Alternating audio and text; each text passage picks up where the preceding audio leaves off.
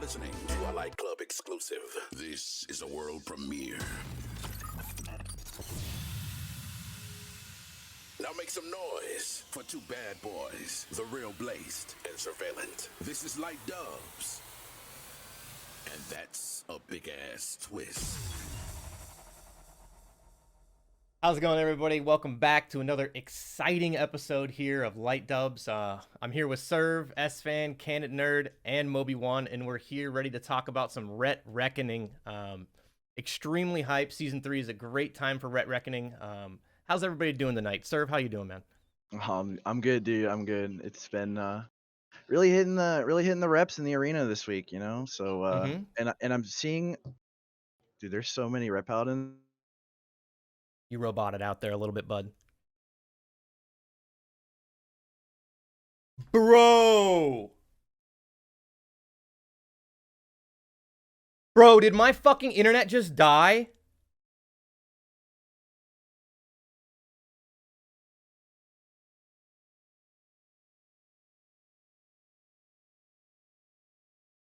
No fucking shot, dude.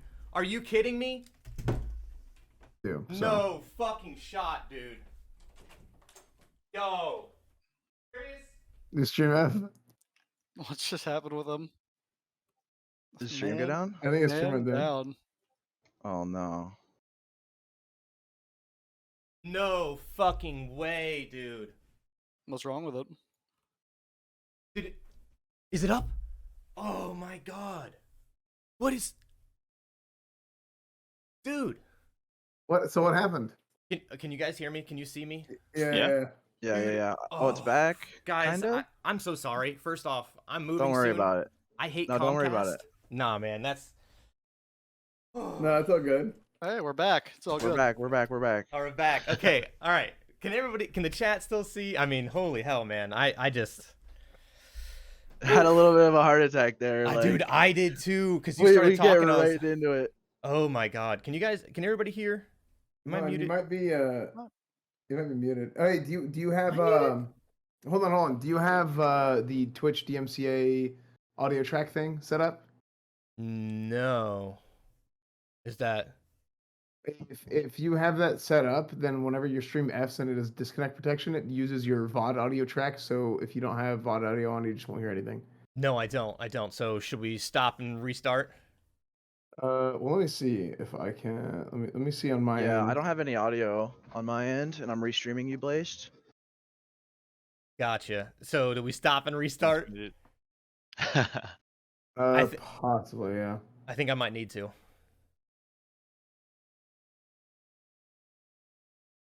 I think I'm just gonna stop and restart it. Yeah. Yeah. I'll do Okay. that. All right. Oh, okay. All right. We're God, I hope chat can hear us now. I really hope. Can you guys hear us now? Please tell me you guys can hear us. I'm watching an ad now because you restarted. You gotta get that Twitch Yes. Turbo. Yeah, okay, S-Man, you gotta help me out with that after that, man. All right, honestly, I seriously apologize to everybody here. I mean, I hate Comcast. I don't know what else to say. Oh, Dude, man. honestly, here's the thing. I've been having so many tech issues over the last month. I think I'm just cursed. I think I got on your podcast and immediately just crashed your stream. I think that's what happened. Right when it started, it was just oh man. Okay, well we're not gonna blame that on you. Don't worry. I think we're just gonna blame it on. We'll just blame it on Comcast. That's fine, man. Don't worry. Where were we? I think I was asking Serv how he's doing, and then he started roboting, and that was it. Mm-hmm. Okay, so Serv, how you doing, man? I'm good. I'm just making sure my audio is good now, but I think it is. I think Yeah. everybody will be able to hear it now. Yeah. Again, I apologize, like profusely. Oh, dude, it happens, man. It's not your fault. It Mhm. happens. But we'll just have, when we do the VOD, we'll just have to splice together the intro and the after the disconnect, but it's no biggie. But Yeah, yeah, I yeah. mean, I don't know. I've been putting in reps in the arena, doing twos with my shaman. Finally, I've been focusing kind of on threes this season, but we finally got around to doing twos, and honestly, I feel way stronger in twos, so it's been good. We hit 2K yesterday, and hoping to go a little further. You know what's funny is I always thought twos was our worst bracket, like always. Me Back in too. the day, everything. too. Yeah, but I had the same thing. Like I played in the first couple weeks of the season, and we hit like 2100 like right off the bat, and I haven't played since because I just haven't played twos.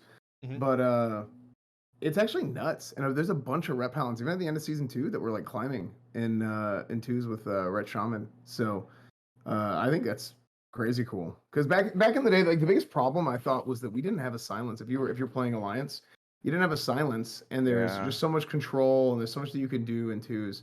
And a lot of times twos is in my opinion the most unbalanced. It's the easiest and it's the most accessible because you only need 2 people to play, but it's kind of unbalanced because the game's not really balanced around 2v2. You can have like Mage Rogue, for example, is really good. You have Rogue Priest, you have Mage Priest. You have all these comps that are really good, but I always thought that Ret was pretty weak, and I actually don't feel that way anymore. And I don't know what exactly changed. I think maybe we just got like better at the game, and I think the big thing is I think Shamans got a lot better because Yeah. I think Resto Shamans are now I like the most aggressive healer in my opinion. I mean, you could have a really aggressive priest too, but I just think like having a badass Resto Shaman who's running there and like shocking, and you drop in like a chain lightning to help finish or something like that. It's such a huge deal, and that's a lot of I think it actually comes from retail WoW.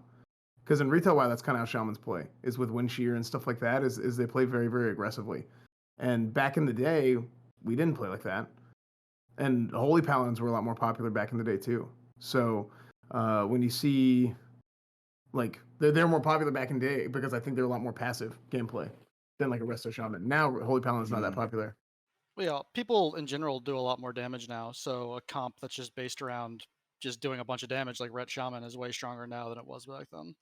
And on Mm-hmm. top of that, this iteration of Ret just didn't exist for what, like 60% of real TBC, maybe Oh yeah. less.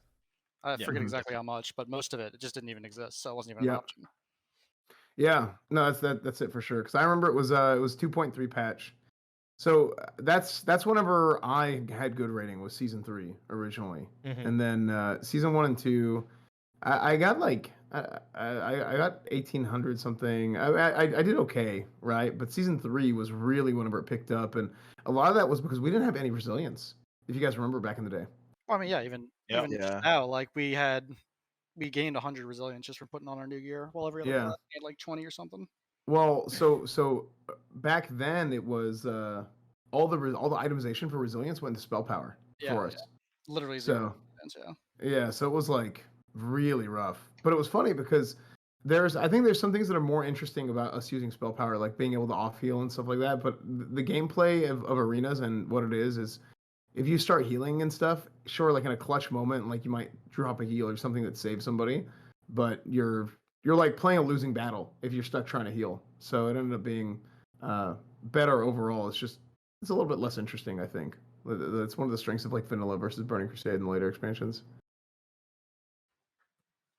Yeah, no, I think so too. I think Ret is definitely in a way better position here in season 3 than it was in season 2, and I think going into season 4 we're gonna be a little bit more spicy, and I can't wait to talk about that because I know Ken has some interesting tier ideas going on into season 4. Um, but Moby, Ken, how are you guys doing today? I'm great. Feels good to be back, and feels like I am the one who's going to represent the Crusader Strike build, Oh, as nice. well as a Red Rogue. So I'm Yeah, looking you're forward to representing a that. lot of taking a lot of diversity, boss. Because right now you're playing Red Rogue, you're European, and you're playing CS. So that's There we go. without you, it'd be very homogenous in here. And I got season 3 swords, so maybe that's a controversial thing A as well. sword. Ooh. Yeah, there I we don't know go. about that one, man. Okay. I don't know about that one. So I guess I'll just get this out of the way. Is it me, Moby, and Serve who don't have Torch of the Damned? I saw Esfand got one the other I day. literally just got it. So I think Moby has it now, right? Moby, do you have it? Yeah. Oh Got, my god. Yeah. I'm saving for my weapon right now Ugh. because I didn't want to have to spend a 4K on an arena weapon, but I have all my big pieces now. So besides gloves, so I was just saving up for it now. But yeah, unfortunately, I mean, I have one more chance to get it before phase 4 on Wednesday, so we'll pray. how about Also, that?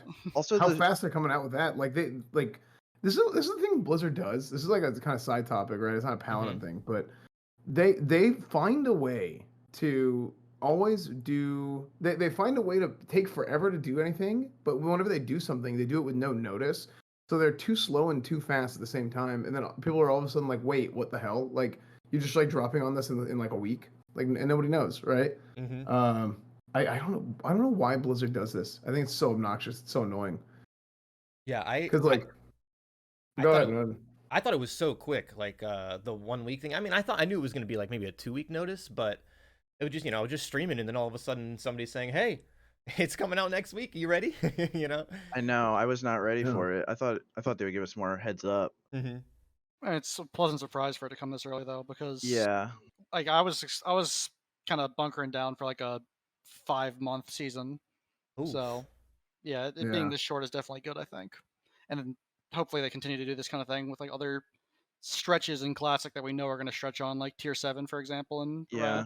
Well, I've heard Sunwell is going to be coming sooner than we all think. So Yeah. I'm gonna guess late May, early June for Sunwell. Yeah, I I would say think that too.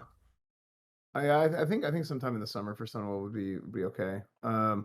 I do think Wrath probably needs to come out and at the latest early next year. But I think Wrath should be it'll like probably be November-ish. sooner than that. Yeah, I hope. think it should be around November.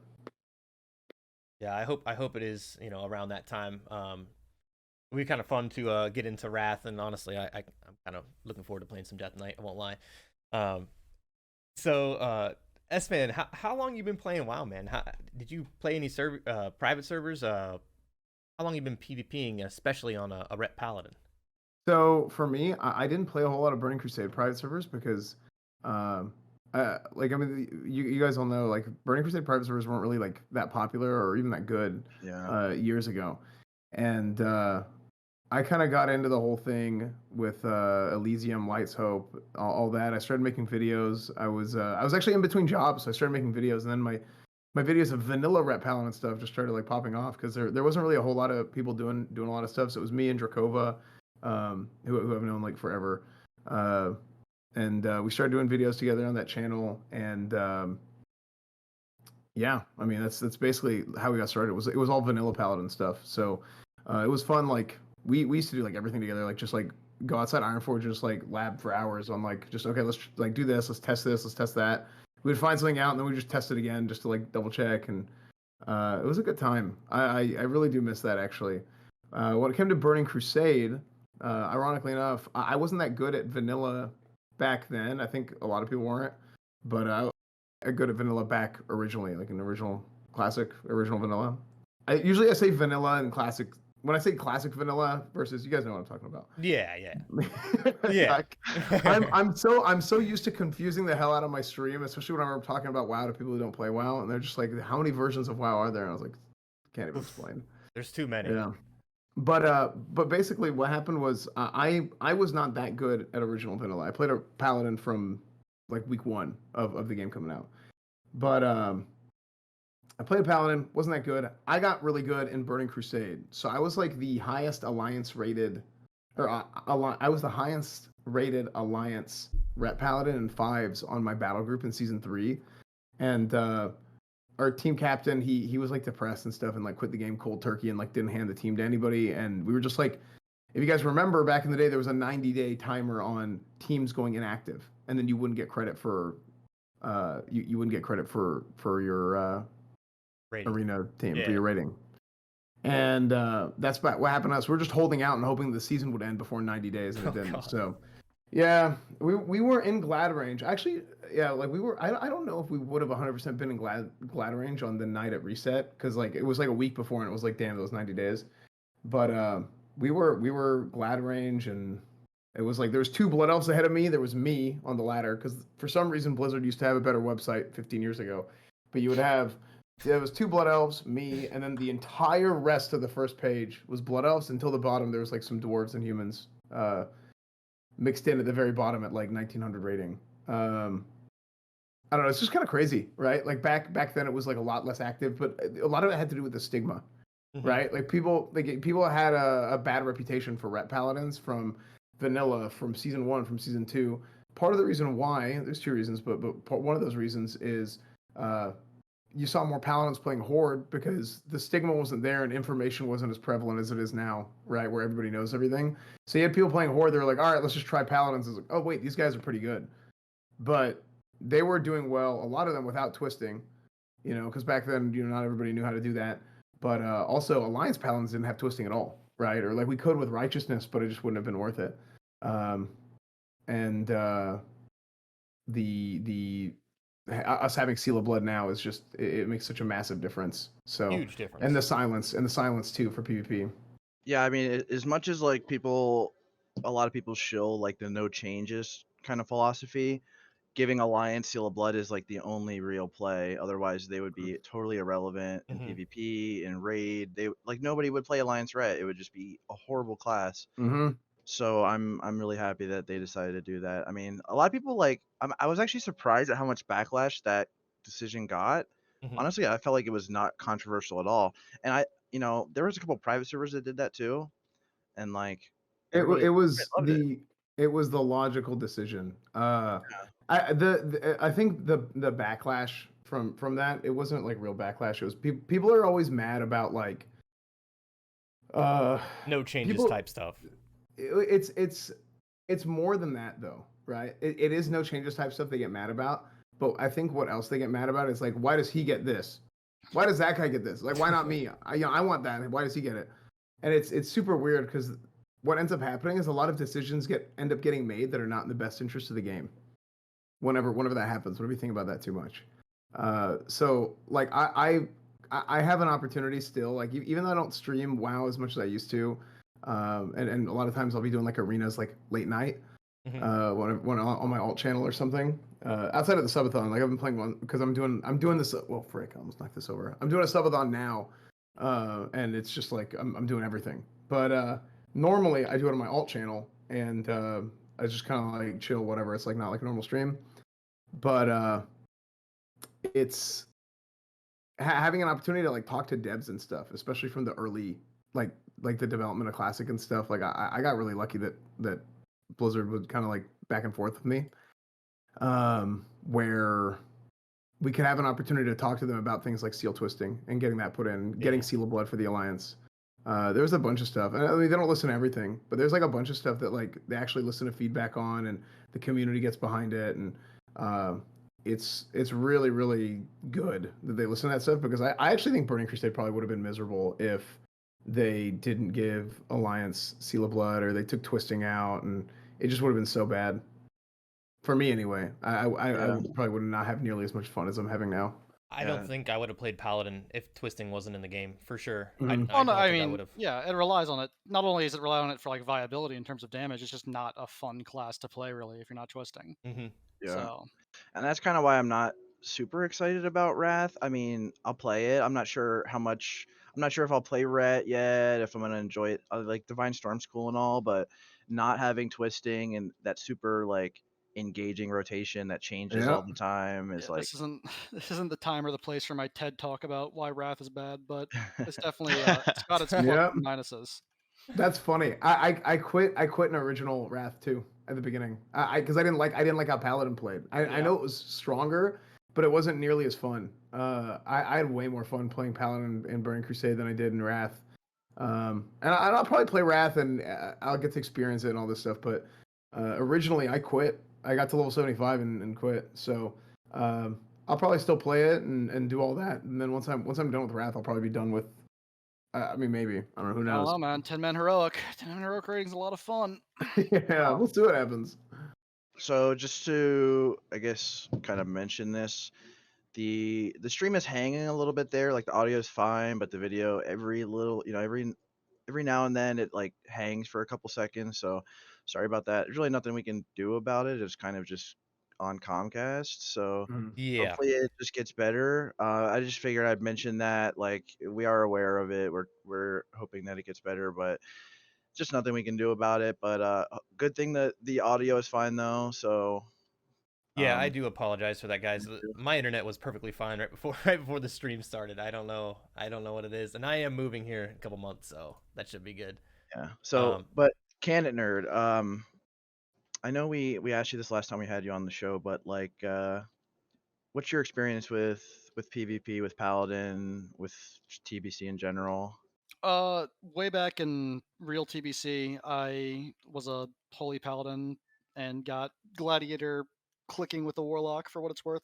Nice. I was enslaved to playing warlock Insane. paladin, Nice. and I've sworn never to do something that miserable ever again. And other than that, I mean, I played some TBC private servers, but I didn't really PvP on them because back then there wasn't much of a scene like there was on Endless and stuff like that. Hmm. And then Arena never really grabbed me outside of doing the bare minimum to get my dragon slaying gear So outside of you're TBC. you're so you didn't play Ret in PvP until Classic TBC, No, and you I got rank mean, 1. That's yeah, crazy. I mean it's not. I'm really good at Q dodging. Is So the real key to it. so being the resident like Reckoning prophet, I want to ask you like, because like this season it seems like everybody plays Reckoning. Like literally every paladin I run into is Reckoning except for like a small handful, and most of the time they don't have a shaman, which is understandable.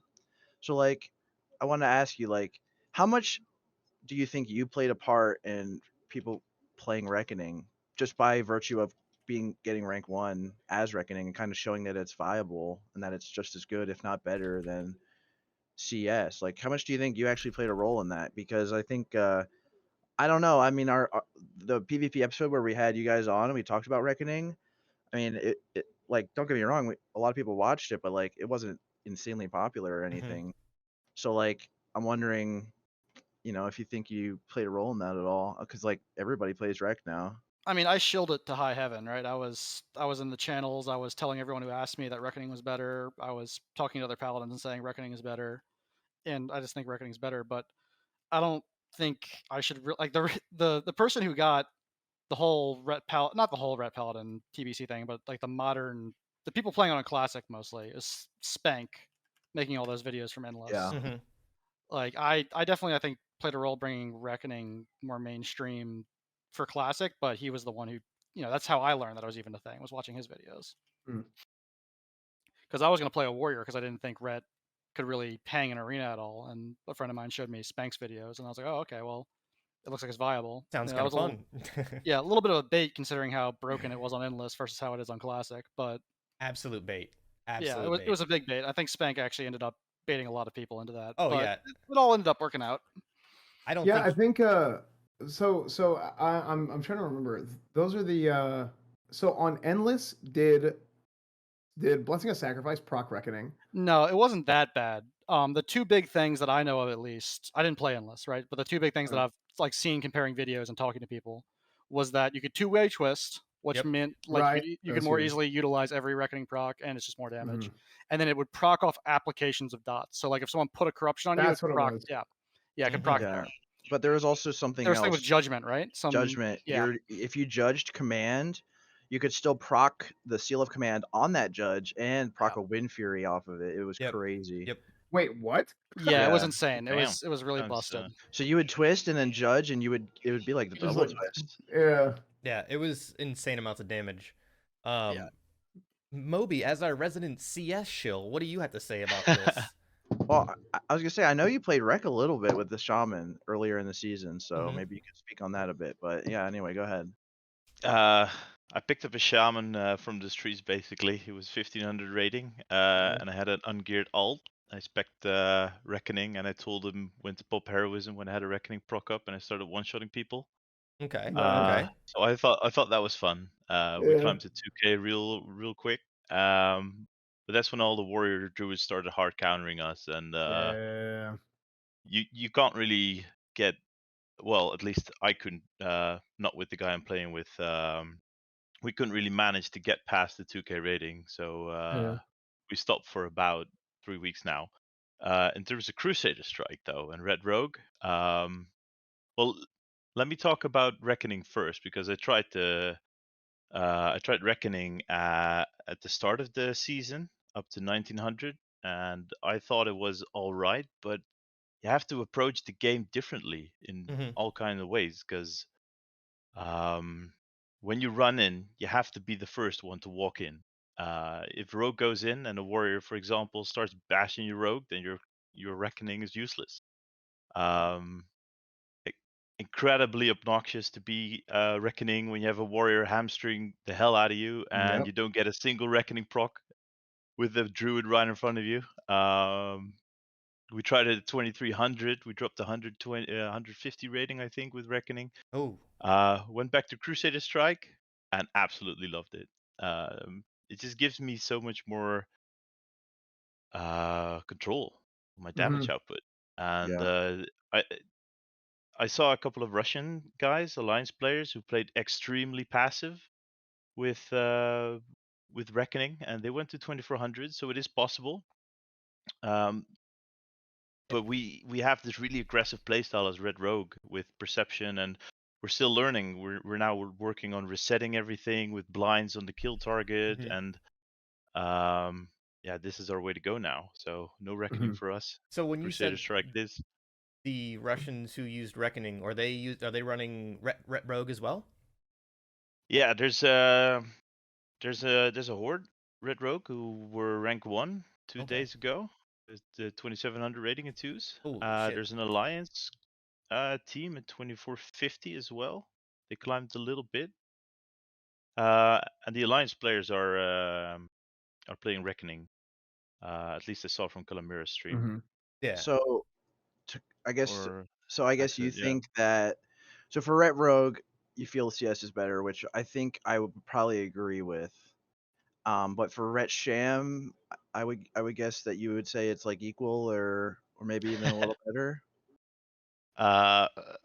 Or still unsure, jury's still out. No. I really liked playing together with the shaman and telling him when to pop his heroism. For example, starting a rogue and just smashing him from 100 to 20. He gets healed for 20 to 100, and then you smash him from 100 to 0. Yeah. That's just incredibly fun. So I think with the shaman, especially if you're starting shaman red, then pick reckoning and get used to Yeah. in your shaman and give him freedom and coordinating everything. Yeah, definitely. Yeah, one of the problems for me was the first 2 seasons we didn't really have a shaman to play with until the end. Like we in season 1, I was like 2 or 3 wins short of Glad, and actually it was funny. We went up against like Peekaboo and Venruki or not Venruki, Peekaboo and Zaryu and that whole team, and we knocked each other out of Gladiator.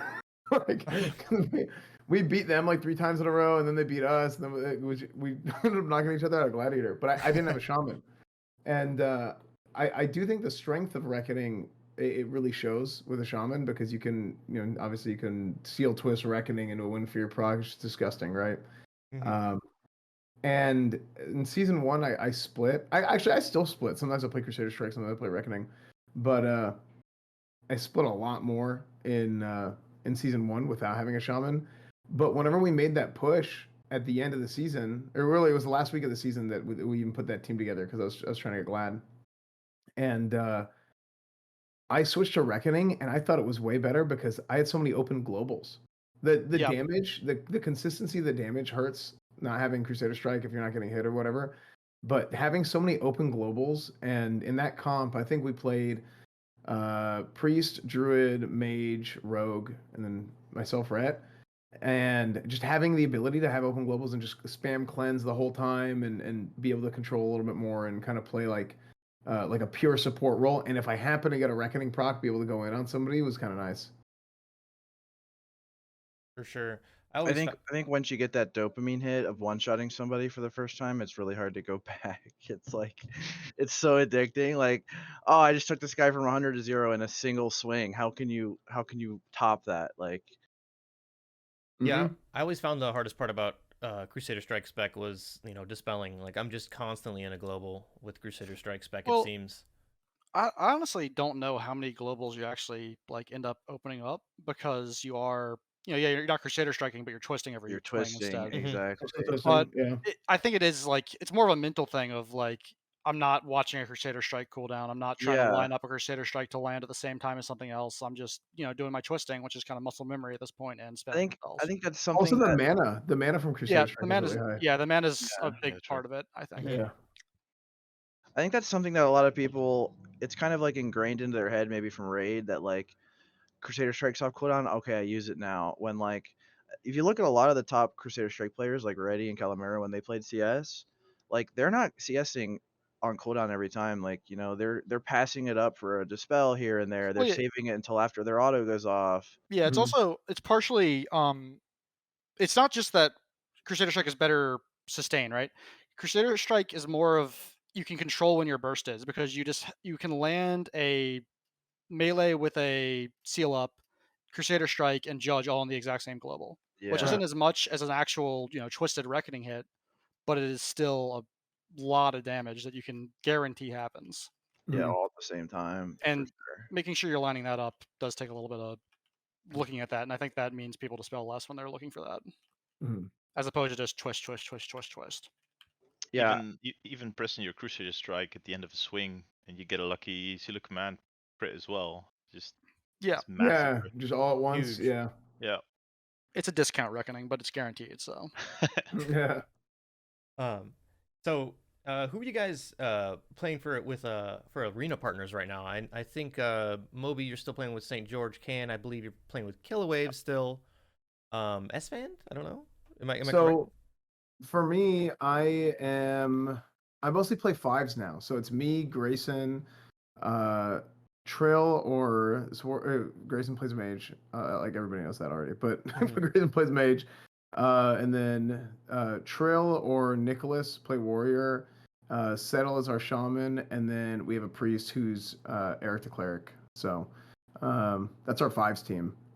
Dude, I'm so burned on threes. I'm so sick of seeing double healer, warlock, double healer. I'm like, I don't even want to push. I'm 1800 in threes. I played like the first week and then we didn't even play like with our real team. We just played a few games and then just bounced. I don't like that my threes. I want it to be over 2K so it like at least looks pretty. So I have all twos. But man, I'm focusing on fives this season. That's the main thing. yeah. I think threes is a hard bracket for Ret.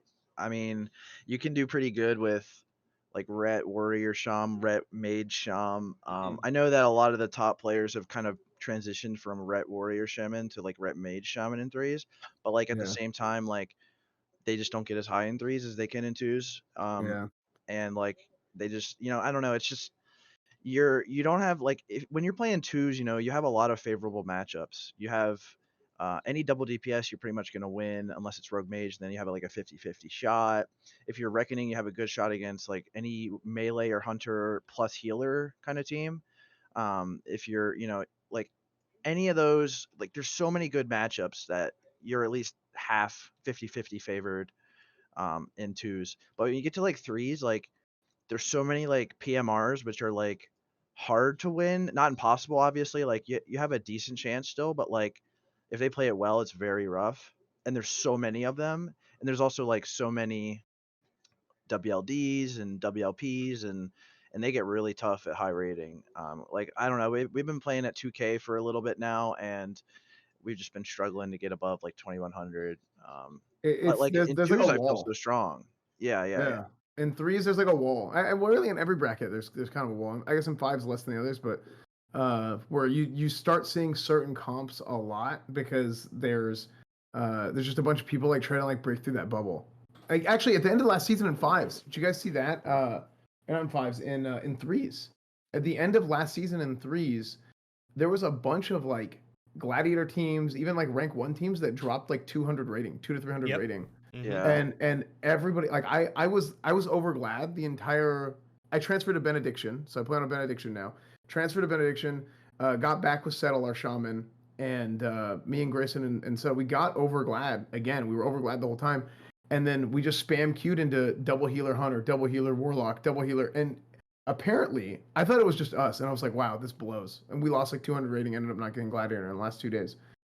uh it's like the entire bracket like shifted 200 points and all these double healer teams floated to the top. It was like it was Yeah. insane. So like I mean a lot of people who already had their glad and stuff and were safe glad were fine, but it was actually insane how many double healer in the last week of the season was. It just completely, it like blew my mind. I I think don't know. Double Healer is a pretty strong meta right now for Mm-hmm. threes. But like I think that's one of the matchups we're pretty favored against. is double healer like warrior. We have trouble against double healer warlock, which we actually ran into yesterday, and it was really rough. Yeah, But it's so annoying. yeah. I'm like super pro. Like you gotta nerf that. I'm like, I know. I'll be honest. I'm pretty sure Blizzard was actually actively looking at trying to find a way to nerf it, but it's really hard to. This is what's hard about balance in Classic a lot of times, and I do think this is, if you're able to balance it, it's really good game design. But it's also why they kind of moved away from it after Wrath, especially. Um, so I'm going to speedrun history lesson. Kevin Jordan was the original class designer for WoW, Burning Crusade, and Wrath, and he was in charge of everything.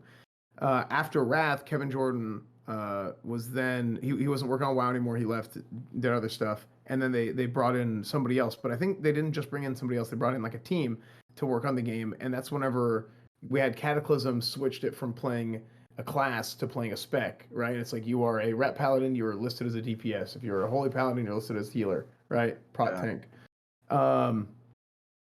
The thing that makes that easy, it's easier to balance your class when you think of your class as a damage dealer, or when you think of your class as a healer, as opposed to, okay, well, this is the whole of what a paladin is. And now that goes across the board to every class. So like if you want to try and adjust double healer and nerf double healer, how do you do something that affects only PvP and not affect PvE? Oh, thank you. Only affects PvP and not affects PvE. You know what I mean? And Yeah. It's harder. even if you want to nerf a class, even if you want to nerf just one class, like let's say warlocks are like snowballing out of control, and they're just like super strong now. Well, how do you nerf warlocks without nerfing them in PvE? You just like you probably, but it's not easy, right? You'd have to nerf things that they don't use in PvE at all, right? It ends up being like a whole mess, right? And that's most of the reason why I think Blizzard doesn't want to touch stuff. Yeah, I think it's better to not touch it, right? Yeah. Yeah, for Classic, definitely not. I mean, because when stuff's in balance in Classic, you just say, well, that's how it was. You know, it is what it is. You got to deal with it. Yeah. But in general, it's just them trying to make a competitive game out of a genre that I think is by its nature just not very competitive. Like, Yeah, it's like how can you really claim your game is competitive test of skill when who has more gear factors so much into it? first they came for the warlocks, and I did not speak because I was not a warlock, and then they came for the reckoning, and no one was left to speak. I don't think they'd ever come for the reckoning. I think we're pretty far down the totem pole of stuff that needs to get nerfed. Yeah. What about if you use reckoning in PvE though, Can? I'm working on it. Tell us about that. I showed up to raid this week on accident as Ret PVP spec and decided just to throw on some resilience gear. So I was crit immune and tank rage winter chill because he hits really weak. And when I was getting rec procs at the beginning, I was bursting just insanely high, like 5-6k DPS. And it's making me really want to try and actually build a spec that can tank some of those weaker hitting bosses and just do insane damage. So my question to that is, did you die? No. You didn't die. You tanked the whole boss. Yeah, I mean he's a rage winter chill. He doesn't hit for anything. 98 too. I saw the log. It was crazy. Yeah, well, it's just because I fell off at the end. Like I got 3 reckoning procs in the first 20 seconds and none the rest of the fight. If I kept getting reckoning procs, I would have done a lot more damage. Interesting. I thought about that when I got fell raged on Blood Boil. I was like, it would be great if I had reckoning right now. Yeah. Yeah, I think like if you can find a way to make it work, I think that'll be really funny. It's so annoying to me how the fires like in Orgrimmar, right? Like the random bonfires, you'll run past them and get hit by fire and it'll proc reckoning. But nothing in a raid will do that. If there were just like little fire, little braziers somewhere in a raid, you could stand on and get reckoning procs. I'd be having so much fun. Yeah. Yeah. I'm wondering how I can actually get myself in the position where I can actually reckoning tank. I don't think Dr. Kale would like that too much. Well, that's why you just accidentally show up as reckoning spec. Worked for me. Oops, you accidentally Righteous Fury on. Yeah. Sorry. Yeah. Clicked off south, So, moving into Wrath of the Lich King, what do you guys have for your plans and stuff like that? Are you going to play Ret in Wrath? You can play PvE, PvP? How do you feel about the, no twisting? How do you feel about gaining Divine Storm? Let's start with Esfand. I think no twisting is actually going to be like a huge I think it's going to be like a massive thing that makes the game less fun for me, because I love seal twisting. Divine Storm was cool. Like I remember back in the day, whenever Divine Storm was added, and Wrath pre-patch was a lot of fun, but I think compared to having Seal of Blood now and being able to Seal Twist now, because I didn't have that, I don't see how we'll be able to. I don't know. I don't see it being as fun, but we'll see. I mean, having more AOE damage and being able to do more like cleave stuff in PvP is also fun, right? Like, because that's one of the things that I had to get used to. So I started playing retail arenas in Legion. Like I quit WoW for a lot of years, a whole lot of years, and then I came back for Legion, and I think the Legion meta was like there was a whole build that you would do with Paladins where they would just go and just cleave and hammers and spin and this and that. And I played with Savix, and that's what we did. And he was like, "Yeah, dude, just cleave, just spam Divine Storm the whole time." I was like, "Okay," and it was nuts actually because we just stay clumped together and we would just do a bunch of damage and they just couldn't out heal it. Or it was nuts when it worked, I should say. But having a little bit more of that in Wrath, I think is going to be interesting. It's going to be like I'm playing a whole new game because I like when I say I didn't play Wrath, like I quit at level 75. So I'm kind of excited. Like it'll be a new experience, and yeah, I think it'll be fun to I think it'll be fun to check out. We'll see if I like it as much as I like Burning Crusade, but it'll definitely be fun to check out. Ken, how do you feel about Wrath? Let's go. I know you got something. My distaste for Wrath is well documented, so Mhm. I'm not going to rant about it too much, but it's definitely, I think a lot of people are going to be going into Wrath looking to play Ret Paladin because there was that period at the start of Wrath with 3.0 with the pre-patch and then into the next tier where Ret was just absurdly broken and just doing insane damage. Like I remember even my little Holy Paladin that I had back in TBC that had just random trash badge Ret gear. I'd throw that on for 3.0 and just destroy everyone in Isle of Caldanis because it was just blatantly overpowered. And that's not going to be a thing in Wrath. It's going to be straight to 3.3.5. Where Red is just not nearly as good and is really reliant on their ICC set bonus to do good damage. So people who are going in looking for the insane just wrecking ball that Ret was early on in Wrath aren't going to get that. And then I think the rotation is just worse and it's just not as interesting. It becomes just kind of like you put all your glowy buttons on your bar and hit the one that's furthest to the left. Yeah. It's just, I don't know. It feels playing Ret and Wrath feels like playing any other expansion while playing it in TBC. The seal twisting thing is something that doesn't exist anywhere else in WoW. So I've never had more fun playing WoW ever than playing Burning Crusade Classic. It's true. It's so true, dude. Like, okay, I did a lot of arena. I mean, not I wasn't like crazy sweaty about it, but like I played a lot of arena on Warmane, on my rogue. You know, I thought I was enjoying the game a lot. I was raiding a lot on my rogue. I was like, this is so much fun. Like, oh my god, I was so naive. Red is so much more fun. Like raid and PvP. Like, just the class is like, I'm not just spamming Sinister Strike anymore. I actually like get to do this crazy complicated rotation that like is always changing, and I have to like stay on my toes to do it right. And then like in PvP, like instead of like having these slow methodical games where I'm trying to control people and like, you know, wean their mana down and kind of, you know, over a long game kind of shred them down, I just blast people. Well, I just don't worry, run you're in gonna and have that in blast. Wrath. Because Yeah. Wrath Arena is a little bit bursty. It's just everyone does it. It's not some unique thing Red can do.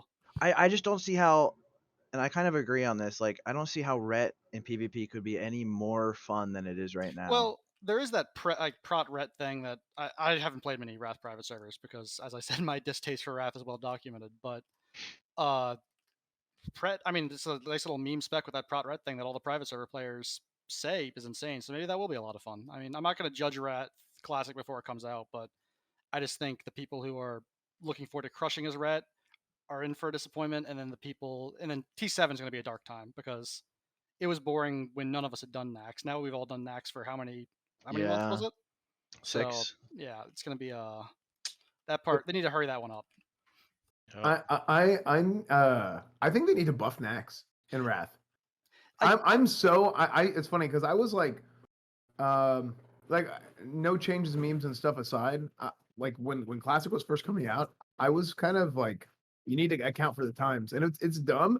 I'm telling you, it's almost political about like changes, no changes, and that. Like people get really weird about it. Really weird. It's just people come from the stance where they don't trust Blizzard to make decisions because they saw, you know, the decisions Blizzard kept making. So I understand that. it. Like there are definitely things that just objectively, like anyone who went into Molten Core thinking they were going to have a great time because of the content. Yeah. I don't right. know.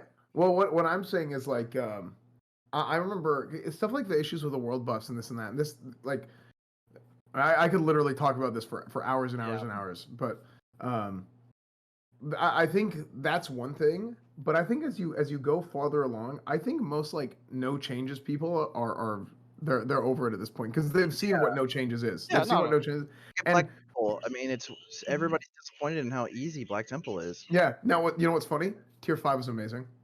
It was. Yeah, It was Mhm. great. Tier 5 was incredible. Like I don't really like SSC that much. Like I get in there and I don't know if it's the colors or what, but like the actual gameplay of SS or Tier 5, incredible, absolutely incredible. The difficulty was perfect. I think that was the best phase of Classic yet. But you know what's funny? They end up nerfing it early. Blizzard ends up nerfing it early instead of waiting until the patch comes out because guilds are literally quitting because they can't. They're like, oh, we can't clear the content, we quit. And I'm And- like, what? Like, so these are all these people talking about how hard Classic WoW is, and oh, you know this and that, and then whenever you finally have an actual difficult raid tier, they just bounce, and Blizzard ends up. Here's my opinion. I think with this kind of stuff, Blizzard needs to look at it and how do we make the game as good as possible? How do we make the game as best as you possibly can? You got to account for the times. Blizzard has already made certain changes to do that, right? You got to account for the times. What do? They add in Seal of Blood for Alliance, right? You got to account for the times. What do? Okay, well we want to get rid of the batch, right?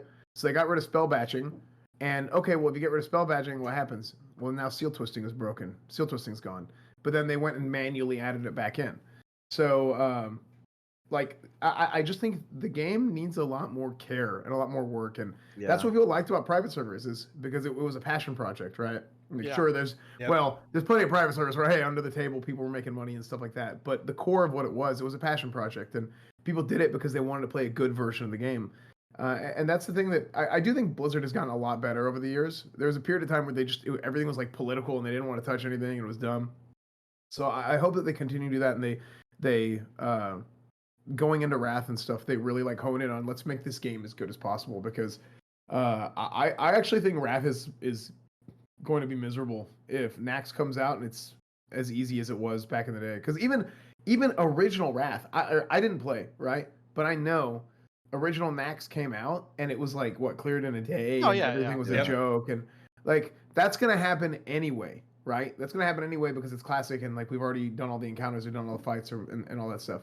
But now it's just going to be, it's going to be way easier. It's just going to be stupid, right?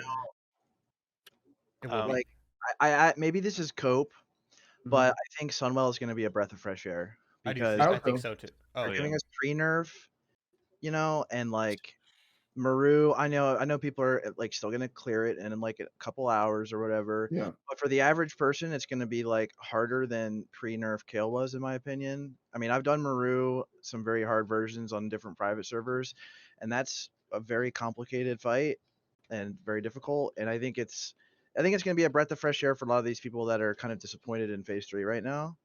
So I'm just kind of hoping that they stick to that. I know they've said multiple times, like even when they were before we even had TBC, I know in their like, what was it, BlizzCon, they said, oh, we're gonna give pre-nerf Maru, we're gonna take away the spell pushback, but otherwise it's gonna be pre-nerf.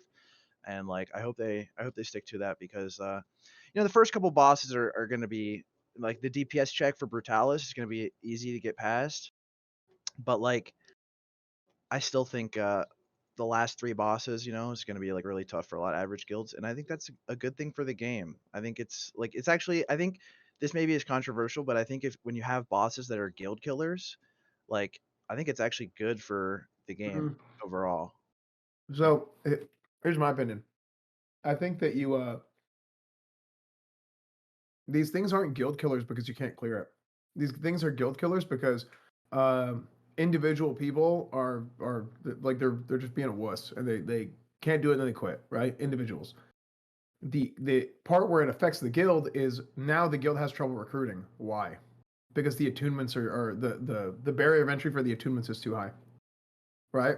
Yep. Now in this ZA patch coming up, all the heroics are now down to honored instead of revered to get into heroics. So now for new level 70s, for alts, for all this stuff, the barrier of entry to be able to even get into the attunements and get your attunements done is way lower. They're getting rid of some of these. They've already gotten rid of some attunements, but for heroic dungeons to be able to go in, get your gear, get your badges, all that kind of stuff is going to be way better. Everything's going to give badges now, pretty much. Not everything, but a lot of the old content now gives badges. There's a bunch of new badge gear. The ZA patch is incredible. Like, this is old Blizzard did such a good job of doing things on accident that ended up being really, really good. So much of like vanilla WoW was an accident. Just having talked to guys like John Stats or Kevin Jordan. Kevin Jordan's so freaking funny, dude. He's like, yeah, we just kind of did that and it just ended up working, right? Like it wasn't like some crazy like genius thing. Like the core of it and like the idea was, okay, let's try this. But the fact that it just like kept working ended up being perfect, you know? And like they designed stuff a certain way and they planned for it to work a certain way, and then it just kind of, oh wait, we just found something else. Well, that's really good. Let's stick with it. So one of the things they did really well is the ZG patch came out, and the ZG patch in vanilla was this unbelievable catch-up patch. New players, alts, everything now have an opportunity to go in and get really good gear to play with people who've already been playing, right? So Blizzard did a really good job of taking that and hey, let's call on what we did with the ZG patch and make Zolaman, right? And then the ZA patch comes in Burning Crusade, and it basically does everything that they did in the ZG patch, and then applied it to the systems in Burning Crusade with the badge justice and everything else, and added a bunch of badge gear in. You've got armor pen gear now. You have haste gear now that you can get from the badge vendors. The way Blizzard approached how they learned from themselves in original WoW is absolutely insane to me. It's so impressive. So just to kind of, I love this conversation. I could talk about this stuff for hours, Yeah. but We keep moving away from PvP. I'm doing that. My bad. That's where I'm trying to go into. Yeah. I mean, there was one last thing I wanted to say about Wrath of Lich King, Do which it, Moby. I think hasn't been said. But that is that I'm looking forward to actually playing with other friends than my shaman and rogue friends. 'Cause I remember playing with every single healer in the game and managing to get up to high rating and such. much so. more viable. Yeah. You're talking about Yeah. as Ret, Moby? Yeah. Yeah. Just a lot more comps that are viable, you're saying? I saw some of That's Moby's what I old. really liked. Yeah. I saw some of Moby's old Wrath videos on Warcraft movies. It was funny. I was like, hey, look, it's Moby. And he's like playing in 2008 or whatever. Hell yeah. But yeah. So Nice. to kind of bring it back to PvP. I mean, we already kind of talked about a lot of the differences between like Rec and CS. I mean, obviously, like Rec is a huge like damage gain, and it kind of punishes people for peeling you, or just attacking you in general.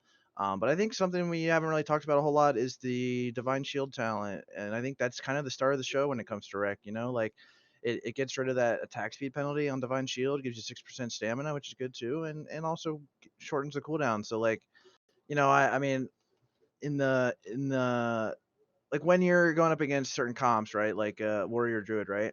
Like you're on a druid, you're kicking his ass. You get a big fat twist on him. The warrior intercepts you, disarms you, whatever. Procs reckoning. Well, you can just bubble now. You know, you don't have to deal with that. You just bubble and you kill the druid anyway. Like Yep. I think that's really like the star of the show when it comes to Rec. Like even when I don't get a Rec proc, I can win just with the bubble a lot of the times. I actually think Sacred Duty is the strongest part of Rec, the Rec spec. It is insane. Yeah. Yeah. Yeah, there's plenty of games where I don't get a single, or I could have not gotten a single rec proc, and I still would have won just because of the bubble. Mm-hmm. It just seems so strong. Oh, he's gonna. Yeah. This is a I'm at Amaranth's house. This is a cutie patooties sensed by Amaranth. Are you gonna do it? I'm just gonna leave this here. I'm probably not gonna open that, but other You're not people gonna can. open I don't think so. it? She was ready. man. She really wants me to. Yeah, I'm sure we all do too. Go ahead. Fun.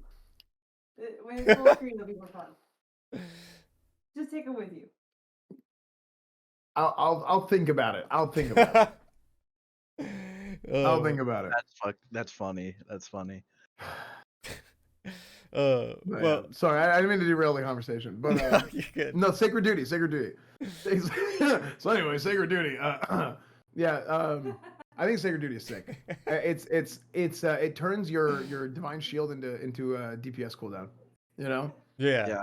and that's the I think that's the thing. It changes those 2 talent points. Now change the entire gameplay potential that you have. So I love it. I agree. My warrior still yells at me all the time to pop wings, and I'm like, I don't want to pop wings. I want to bubble and lust. Like, I feel like it's almost universally better for me to just bubble than it is for me to pop wings. Like, maybe if I get a rec proc and I'm like right about to twist, it would be better Yeah. to pop wings in some scenarios. But like most of the time when I pop wings, I'm just getting CC'd until wings are gone, or they're just getting taken away immediately by a dispel. Yeah.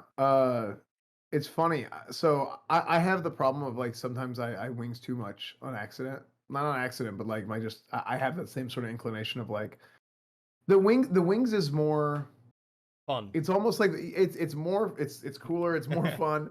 It's more. It's also more reliable in terms of getting the consistent damage out, kind of like Crusader Strike, but it has a lot of downsides. You can get It's dispelled, like you said, and then having your forbearance. I think I had a clip I sent you where I ended up like popping wings just because I was like, I pop wings a lot of times to finish is what I do. Like if I'm in an arena match and I if I'm in an arena match and I'm like, okay, we can kill this guy right now, and I'm like, if I'm willing to take the gamble, I usually pop wings then, like on like a last hit. So it's different in like PVE, right? Like you want to have as much wings uptime as possible. So let's say a fight lasts like 3 minutes and 20 seconds. You want to, or actually no, let's say a fight lasts exactly 3 minutes. Then you would want to like wings right at the beginning and then wings right at the end, and then you have the maximum amount of uptime that you can have. But I Yeah. feel like in PvP, there's so much time where like you're getting kited and you have to move. Like yes, of course, like you want as much uptime as possible, but it's not about like having that DPS. It's about like certain breakpoints, right? Like if you can kill a guy, it immediately makes the game easier. Yeah, You know? I use wings under the assumption that I'm gonna get the one hit, right? Like I hit the Swifty Yeah, guy yeah. with a twist and pop wings, and I assume that one hit's gonna go off and nothing else. It's gonna get It's purged or I'm gonna get CC'd. So Yep. you just YOLO play to one shot them with the wings click, and if it doesn't happen, you shouldn't have hit wings. Yeah. As my good friend Frigg would say, it's the Swifty. It's you're Yeah, popping the exactly. Swifty. Yeah. Mine's called Swifty. That is the name of the macro. Nice. So yeah, I mean so yeah, Sacred Duty is lit, and I think it really helps you like not get peeled off and prevented from like you can make an opportunity out of so many more kill windows. Like, you know, maybe you don't have Hodge or Repent, but like you get a lucky twist on that guy and you just get him to half. Well, okay, now I can just bubble a disarm or bubble a cyclone or whatever and just go ham. So I think it's yeah, like you guys have said, it's probably the star of the show. But what I wanted to ask you guys is, I know we already talked a little bit about like why Rec is so popular now, and it's kind of just I don't know if anybody can really say for sure. I think Canitnerd obviously had a part in that, and like so many more Rets are PvPing now, and playing Rec specifically. I wanted to ask you about. I know a lot of the rank 1 players have been kind of reluctant to come around to Rec. Like Reddy is probably the highest rated Red of all time, and he's been playing for like 15 years as CS. So I don't blame him for being like favored towards CS. Although I did see him playing Rec recently, and I know Calamera is kind of starting to come around to Rec. So I guess I wanted to ask, like, at the very highest level, do you think that Rec or CS like edges one or the other out? Do you think that it's a little bit different at that highest level, where maybe the games go a little longer and you have to deal with mana more, and so CS might be a little bit weaker on that regard, or do you think it's just that like these people have been playing CS for so long that they're kind of like hesitant to give it up? I think that's a big Moby question.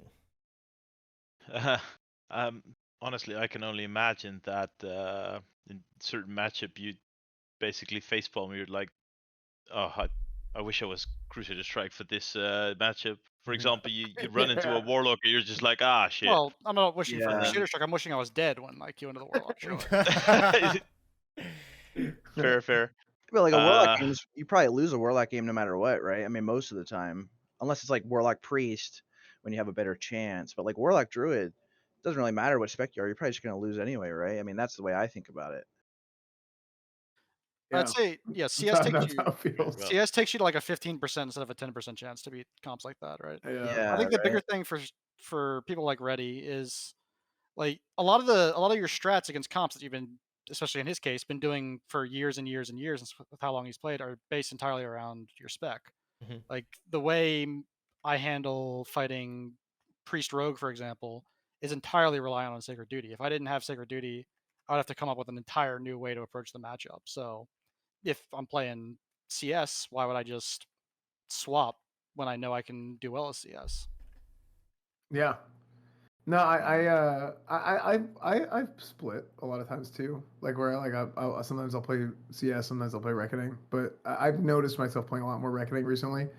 Um, it is nice having Crusader Strike and just having the ability to control like when you want to get a little bit of bonus damage out.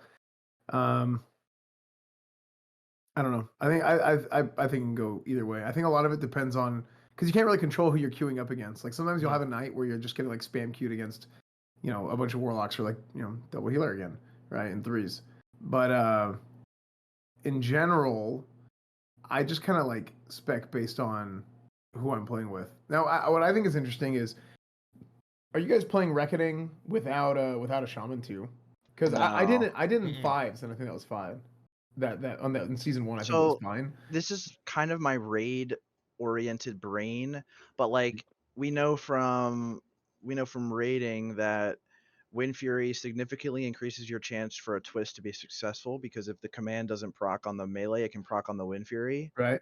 And I think that with how much you're twisting as Rec, you're sacrificing like a lot of damage on average, and like your twist is just like 8% less likely to go off, which is a big deal when you're trying to secure a kill if you don't have that Wind Fury. So I think if you don't have a Shaman, honestly, you probably just play CS. I mean, I haven't seen a whole lot of comps that play without a Shaman besides like Ret Rogue. Yeah. And maybe like I think there's a comp like Ret Hunter Resto Druid. But Yeah. I think if you're not playing with a shaman, it's really hard to justify Rec um, on that basis because like your twists are just a lot more likely to just not go off. Yeah. Yeah, I can't remember what we played in 3 season 1. I think we went or I know what we played. I can't remember what rating we got to. But it was me, Grayson, and Eric. And Eric had never actually PvP'd at all in WoW before Burning Crusade. Like Eric is he's one of Grayson's guys, and like Grayson kind of was like kind of he just always plays Grayson. And I think we got to like 21 or 22 without a shaman in threes. I can't remember how far we got in threes, but um, it definitely getting a chance to play with a shaman is like a night and day difference. Mm-hmm. It's just it's so dumb. And I played some Reckoning, but I played a lot of Crusader Strike. I almost said Counter Strike. What the hell? I played a lot of Crusader Strike in that first season. But oddly enough, in fives, I do think in fives it's almost always better to go Reckoning because there's so many more opportunities for you to step in and like cleanse somebody, and um, you just have a lot more mana and globals and stuff that you need to use to help out more people, and there's also more random damage that goes out in fives. Mm-hmm. Like there's Yeah, some there's a random lot of like cross whirlwind or combos and stuff cleave like or that, yeah, just something randomly hits you that a proc reckoning. So I think reckoning is almost always better in fives. I actually, when I tried it last season when I was rank 1 duelist, I tried Reckoning for a little bit, and that's actually when we dropped out of Gladiator range. Oh, really? Yeah, and then I went back to Crusader Strike, and we slowly made our ways back up, but... I think what comp were you playing? Was this in fives? Yeah, I was playing, we played Ret, Warrior, Mage, Disc Priest, Resto Shaman. A lot of fun. Like, that comp was a lot of fun, but... it's really good. I just seemed like I had a lot... It was easy for me to do damage when I was Crusader Strike, for sure. Yeah, dude, that's a lot. It's a really fun comp. I mean, I can see... well, I mean, the priest I was playing with at the time, he's like a god, right? So he was always like, just do damage, man. If I ask for you to dispel me, that's when you dispel me, you know? And it's like, okay, all right, I'll just do damage, you know? So I feel like Crusader Strike is more better burst there in the beginning, especially if they're not touching me at all. Really? Okay. I think that in the Light Club Discord, the jury's still kind of out on fives about what Rec or CS, but like one thing's for sure about fives is there's even if you're not getting hit, there's a lot more like kind of ambient chances to get wrecked from like novas and hamstrings and Yeah. stuff. But like so one of the top comps right now is Stafe. I don't know if you guys know who Stafe is. He plays Ret a bit, and they're like one of the best teams in the world right now in fives, and they play double Ret. Ooh. You They know, play I've heard of play double ret being pretty decent. Like in the last season, some people were doing that double ret, and it's pretty decent. Yeah, Yeah. I haven't tried it. they talk a big game about that comp countering Euro comp, and if that's true, I really want to give it a try because it's Wait, Euro comp. yeah, because Eurocomp is what screws me too. Yeah, exactly. So if that's It's like true, it's something I want to play, but I find it hard to believe. they play Yeah. like Ret Arms, R Druid, Arsham, and sometimes they swap the Druid for a disc.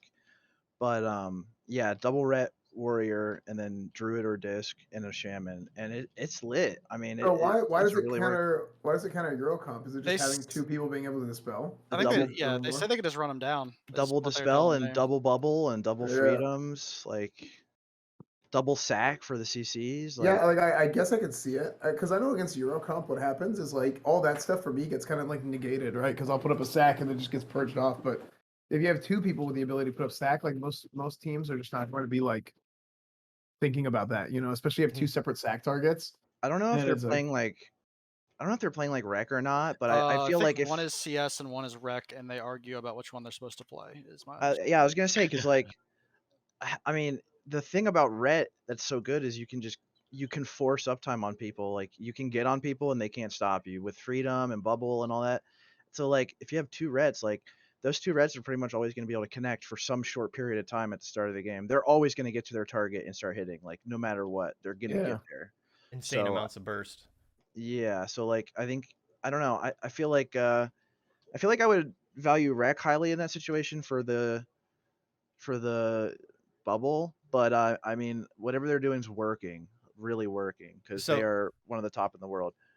You're saying that the double ret team is running both reckoning.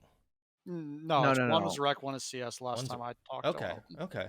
Interesting. A little bit of diversity there. So you guys think that reckoning does require a specific teammate to really Well, fully shine? I mean, if we take Mobywan for example, he's running Ret Rogue. He tends to run the CS. Is that Yeah. fair to say? Yeah, but looking at it from the Sacred Duty talent, that is the thing that will make it viable for Red Rogue as well. But Mhm. it just you just have to change your entire playstyle, and you have to get lucky, obviously.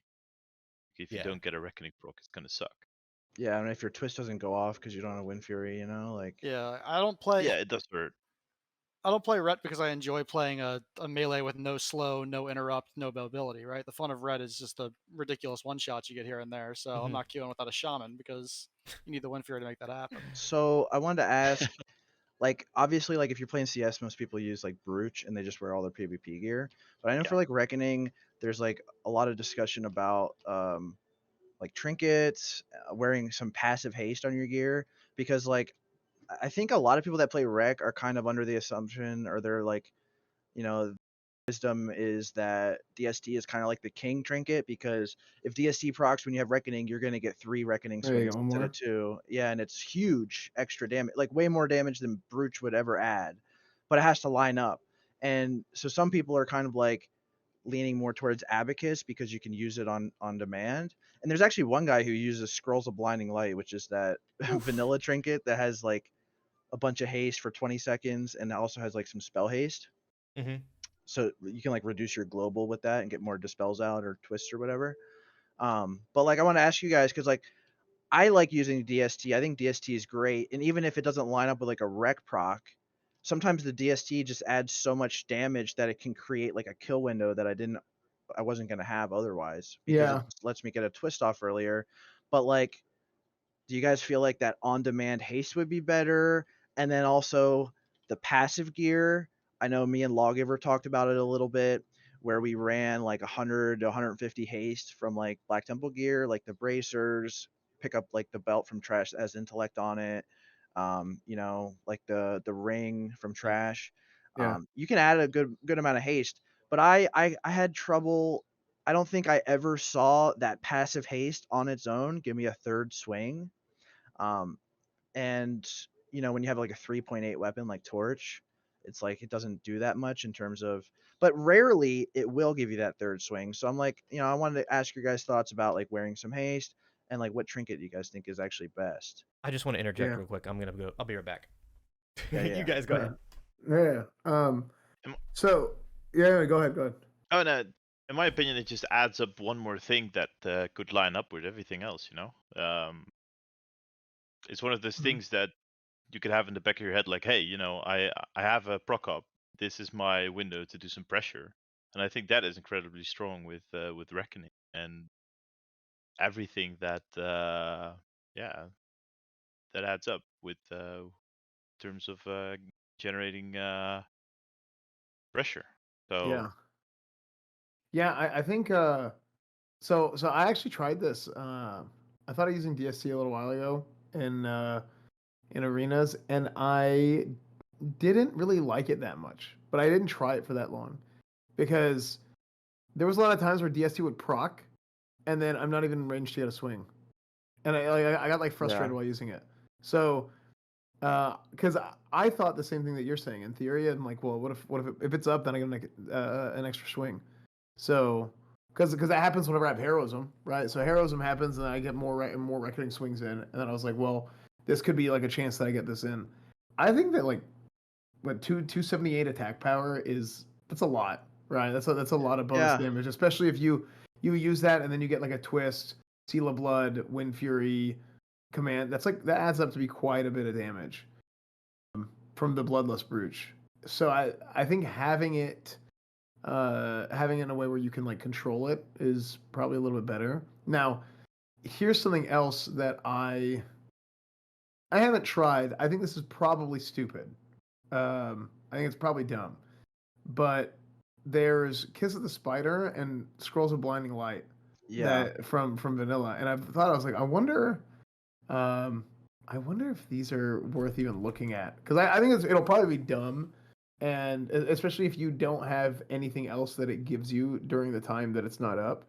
But it just might be a fun little thing to try out. But I highly doubt that it'll be like, why not just use a DST and just go for the random proc at that point, because you're getting some baseline attack power, The thing that the way I think about DST is like it might not always line up. You can't always control it, but like you get like 4 or 5 DST procs for every like Abacus or Bruce use. Like every 2 minutes, you've gotten 4 or 5 DST procs, and you can use your Abacus or Bruce like once.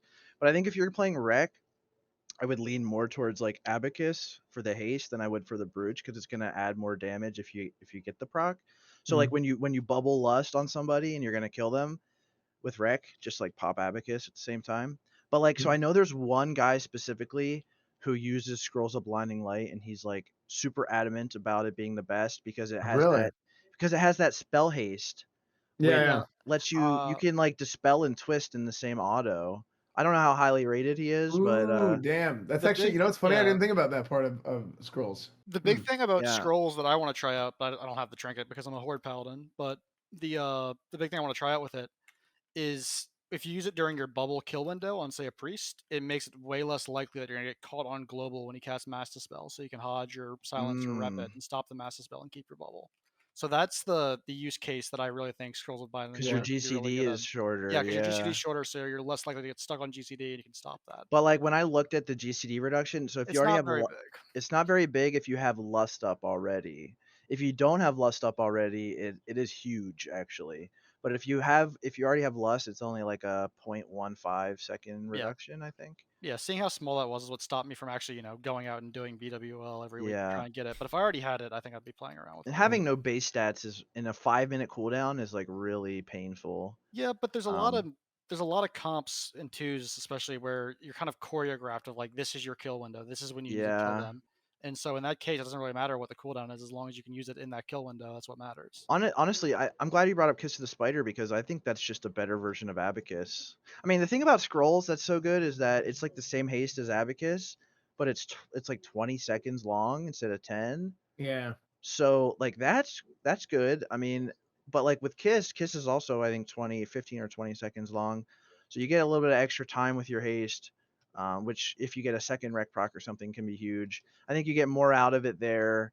than you Mhm. would with Abacus, because Abacus is so short. I mean, Abacus is going to give you that third swing, but you're going to get a little bit of extra damage out of Kiss in that window. Yeah. So I think if you're going to go that route and you're going to pick something like an on-use trinket for Rec over something like a DST, I think you go with Kiss if you have it, if you can get it, because it just lasts longer. Well, Yeah. the haste trinkets also actually rely on like having the haste up at the right time, even the on use ones, right? If you use it in the middle Yeah, of a swing, it could not even give you that twist at all if the timing of the that's buff plus the true. swing timing doesn't work out. I think in general you're better off just using the attack power option because it's just flat damage. It'll always be there for you. I'm still a sucker for DST because when I'm playing twos, sometimes just a DST proc is all I need to get a I like kill. I like DST against Druid teams just because I need the more RNG I can stack in my favor and just maybe give that Druid while he's running around in circles all game, the better. But against Mhm. the more choreographed teams like the Priest teams, I'd rather use the AP. Mhm. So while I was in the bathroom, did you guys happen to talk about the weapon differences? Or was it just No, haste actually. gear? Oh, not Okay, yet. all Just, right. just haste. Well, But that's a really good point. Yeah. yeah. I mean, I don't know if if I recall correctly, Moby, you have torch, but you're not using it. Yeah. That's painful to hear. Switched That's so painful to hear. Nah, I switched to season 3 sword this week, and I love it. I Now- Just going for understand. a Rezel, or I mean, he's Ret Rogue, so I understand going for the Okay. Resil. Mm-hmm. Mm-hmm. And so Yeah. is that Savagery on it. why you went for it though, Moby? Just a little Yeah. bit more resilience. Yeah, mostly. Interesting. I love Torch, but it adds some stamina, adds resilience. Really love armor penetration. Mhm. Yeah, I like armor Just pen too. because Actually, it just adds flat damage for it with Crusader Strike as well. I It like has the armor pen a synergy. lot. Yeah.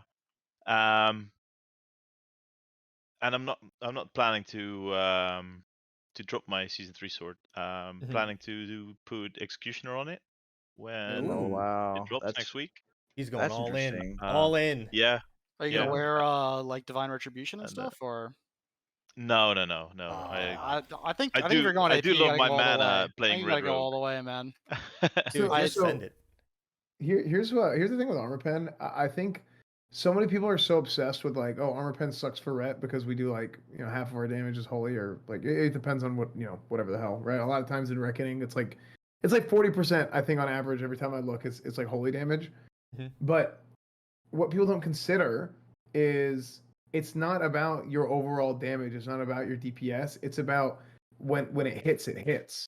Yeah. So like if you are playing with a warrior on your team and you're stacking sunders, if you're playing Ret Rogue like you are Moby, and you have him putting up exposed armor, and you have what is the value of exposed armor? Is it like 26 or 22? What is the 27, I think, something like that. It's 27. Okay, Yeah.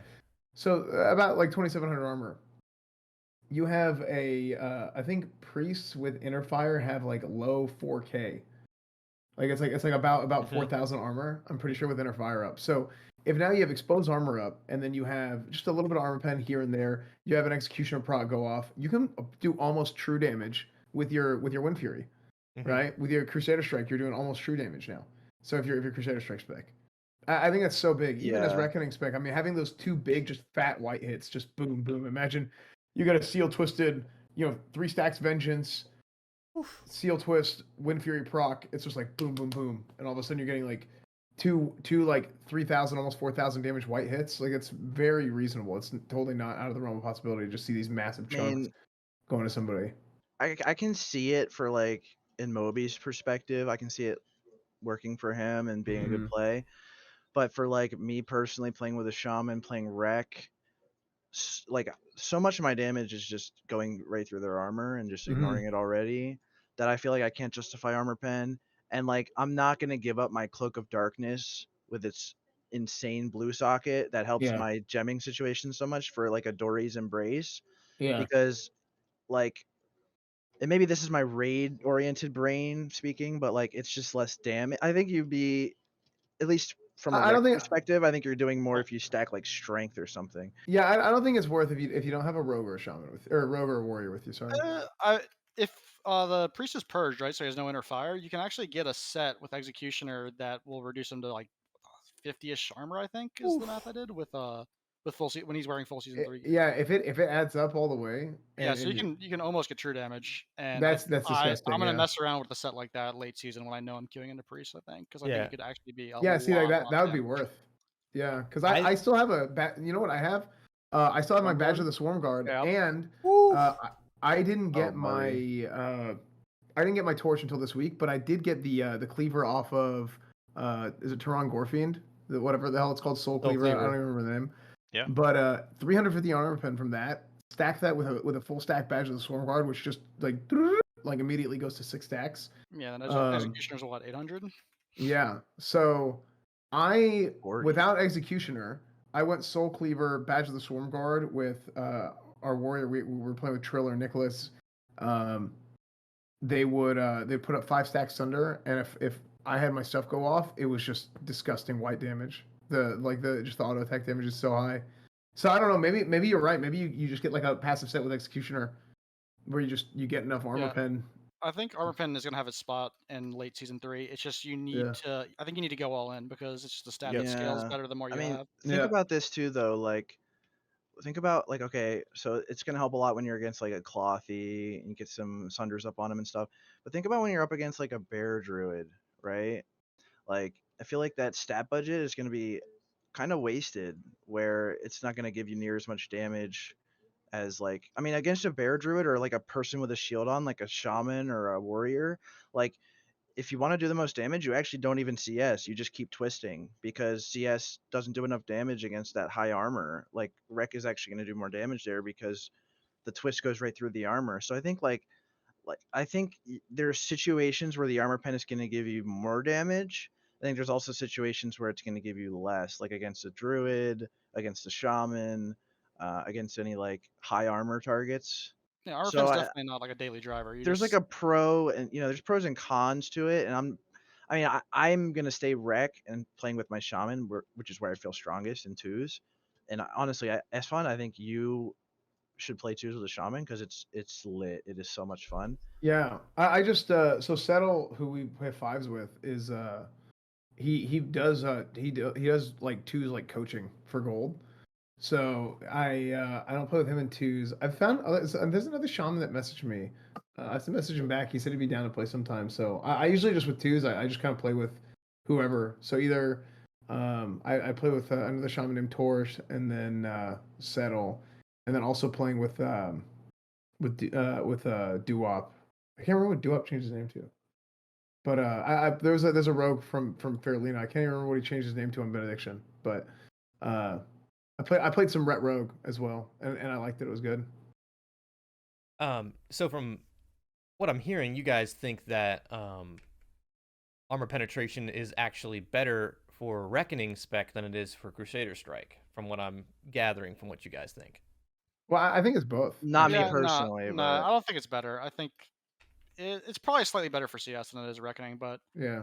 I think for both of them, it's a niche thing that you'll wear Yep. if you're in a situation where you know it's going to be something that'll benefit from it. Because if you queuing into Warrior Druid already sucks, but if you're wearing an armor pen set, it's going to suck a lot more. yeah, that's Yeah. kind of my feeling. Yeah, I don't know. It's like like so much of the time in twos I'm facing druids. Like pretty much almost every game is a druid or a priest is my kill target, and it would help against the priest, it would hurt against the druid, and I don't know. You can always just stack strength and be good against both, right? Crit's better than strength.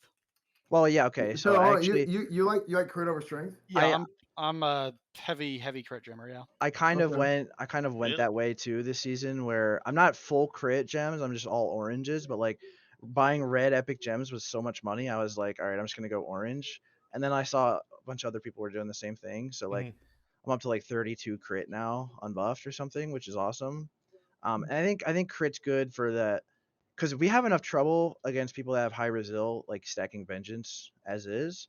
And I think isn't vengeance like a magic debuff? Can it like protect your buffs, or maybe it isn't? I Yep. don't know. It is actually, yeah. Yeah, so it can protect your buffs from getting purged, and like, obviously you want to have 3 stacks up when you go for your kill window. So like, like I think there's something to be said. I used to go all strength all the way, because in my mind I was thinking like, well, every crit you do is mitigated by resil, but not every swing you do is mitigated by resil. So the strength is more like damage overall. Once again, it's just like my raid brain. Yeah, No. that definitely feels like PvE brain to me, because the way I look at it is me hitting for, 40, 50 more top end is not going to be the difference between a kill and not a kill 99% of the Yeah, but time. a crit. But a Yeah. crit easily could. So I'm Yeah. I'm at the point that I think by the end of the season, my red sockets are going to be agility gems.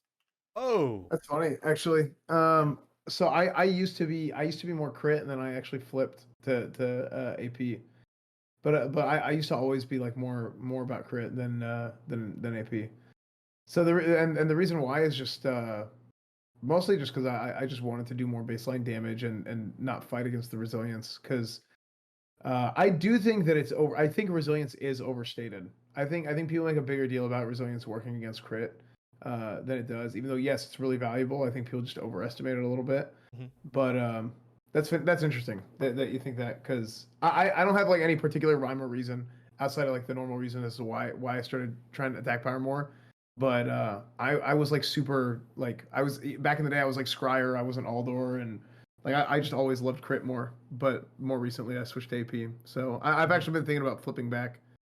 A very nice bonus of the going crit is that gymming is so much cheaper. The jaggeds cost Yeah. nothing. I love it. Yeah. You guys want to watch some clips? We got a bunch of clips here actually. yeah, we We've been do. kind of watching some Yeah. background. Like Sure. we also kind of plan on talking a little bit about Rogue trinket. like how to face this comp or that comp, but like Good. I don't know if we really have time to get into it. And like, let's watch some clips, dude. Yeah, We yeah. got some Yeah, we got let's do some it. we got some really good one shot clips. Like we opened up a channel in the Light Club Discord. Mhm. And if anybody out there like plays Ret PVPs, I mean, we even have Chocodins and Holy Paladins and stuff that post clips. We have like a thread in the Discord where you can post all your clips and stuff, and we're gonna show some of them off here on stream. But Yeah, so I'm gonna actually start with some Moby clips. But there's also something Moby wrote down that I think he wants to go into detail a little bit about. And the question is, we talked about, the haste gear. We talked about the weapons. We talked about, even armor penetration, and gearing like that. Um, what do you do, Moby, that makes you really sync as a team? And does that give you an edge more than say using a different trinket or using a different weapon?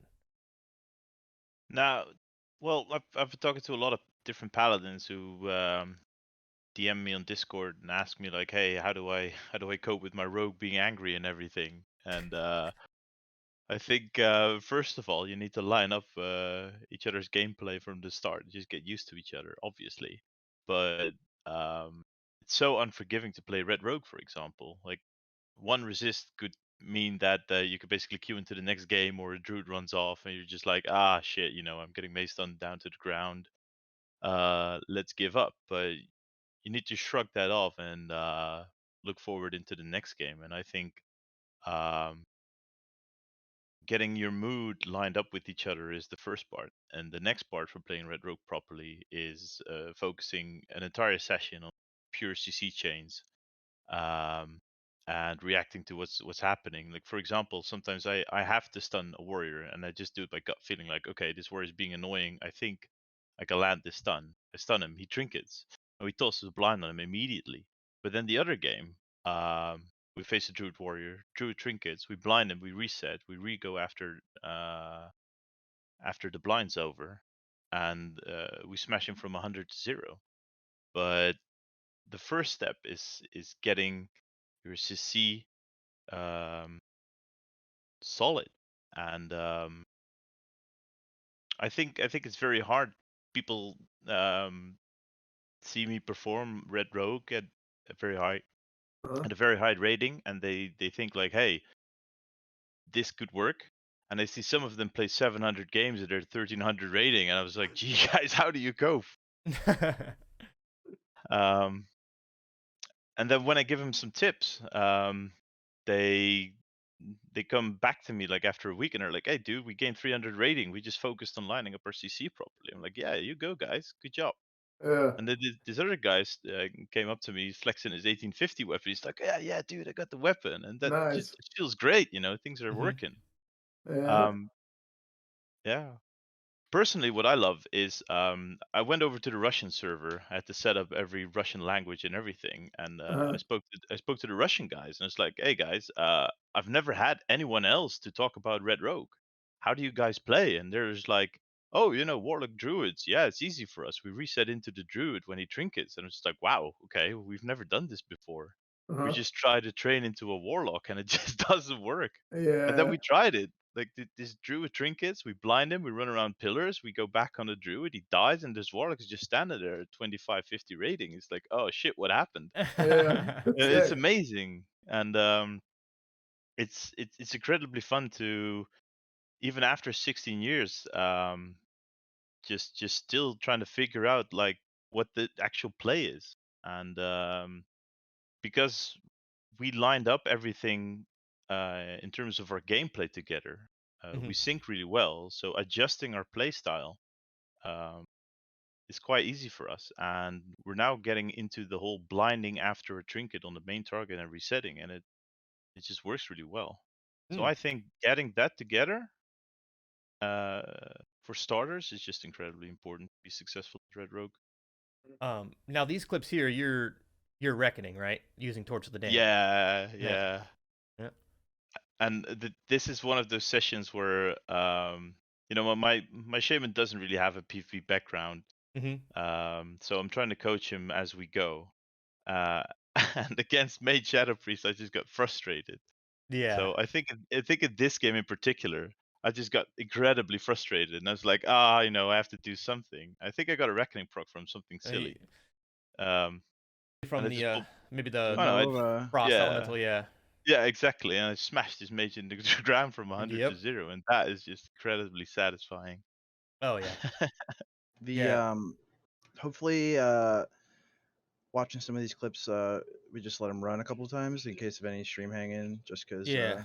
just hanging a little bit still, unfortunately. Nothing we can do about it really, but yeah, just thought I'd mention that. Yeah, this one is where I gave up hope as well. So I started mashing into the warrior.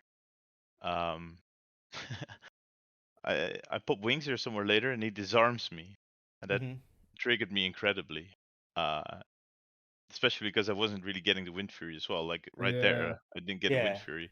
So I told my shaman, like, come on, pop the Wind Fury, stun the That's okay. Paladin. I'm full tilt. I'm just like, okay, whatever. He gives me Wind Fury. Holy shit. Yeah, I know. And then the Paladin just flops over. It's I just gotta like, watch that okay, again, Uh, man. that just There happened. it is. There it is.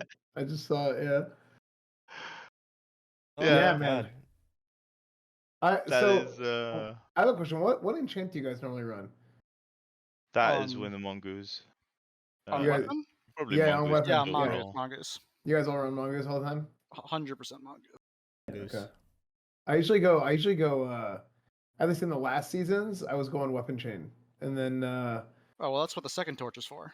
yeah, exactly. And then I gotta get me a second torch now. So I have my weapon chain now on my soul cleaver, and then I'll just use that as like my PvP weapon or like my chain weapon. And then if I can somehow manage to get a second torch someday, then you know what I might end up doing? I might even get a arena weapon. I might have enough arena points depending on how long the season goes. So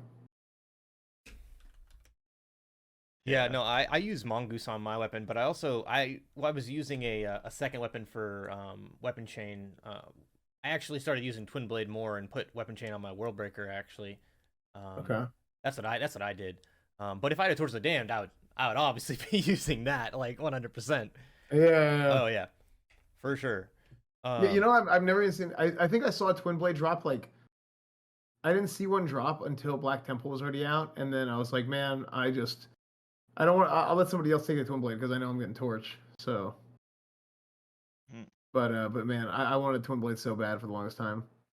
So Moby, this is the beginning of your Ret Rogue clips that I have here. Can you break Oh, down what's yeah. going on here? Well, from the start, this is what I adjusted to as well against double stealth teams. Is that I kind of stutter step into the arena, so all these stealth teams think that St. George is on me while he's actually trying to scout the arena. So I'm trying to play these mind games. Then about halfway through, I jump to the right. He searches on to the left. We basically always find someone.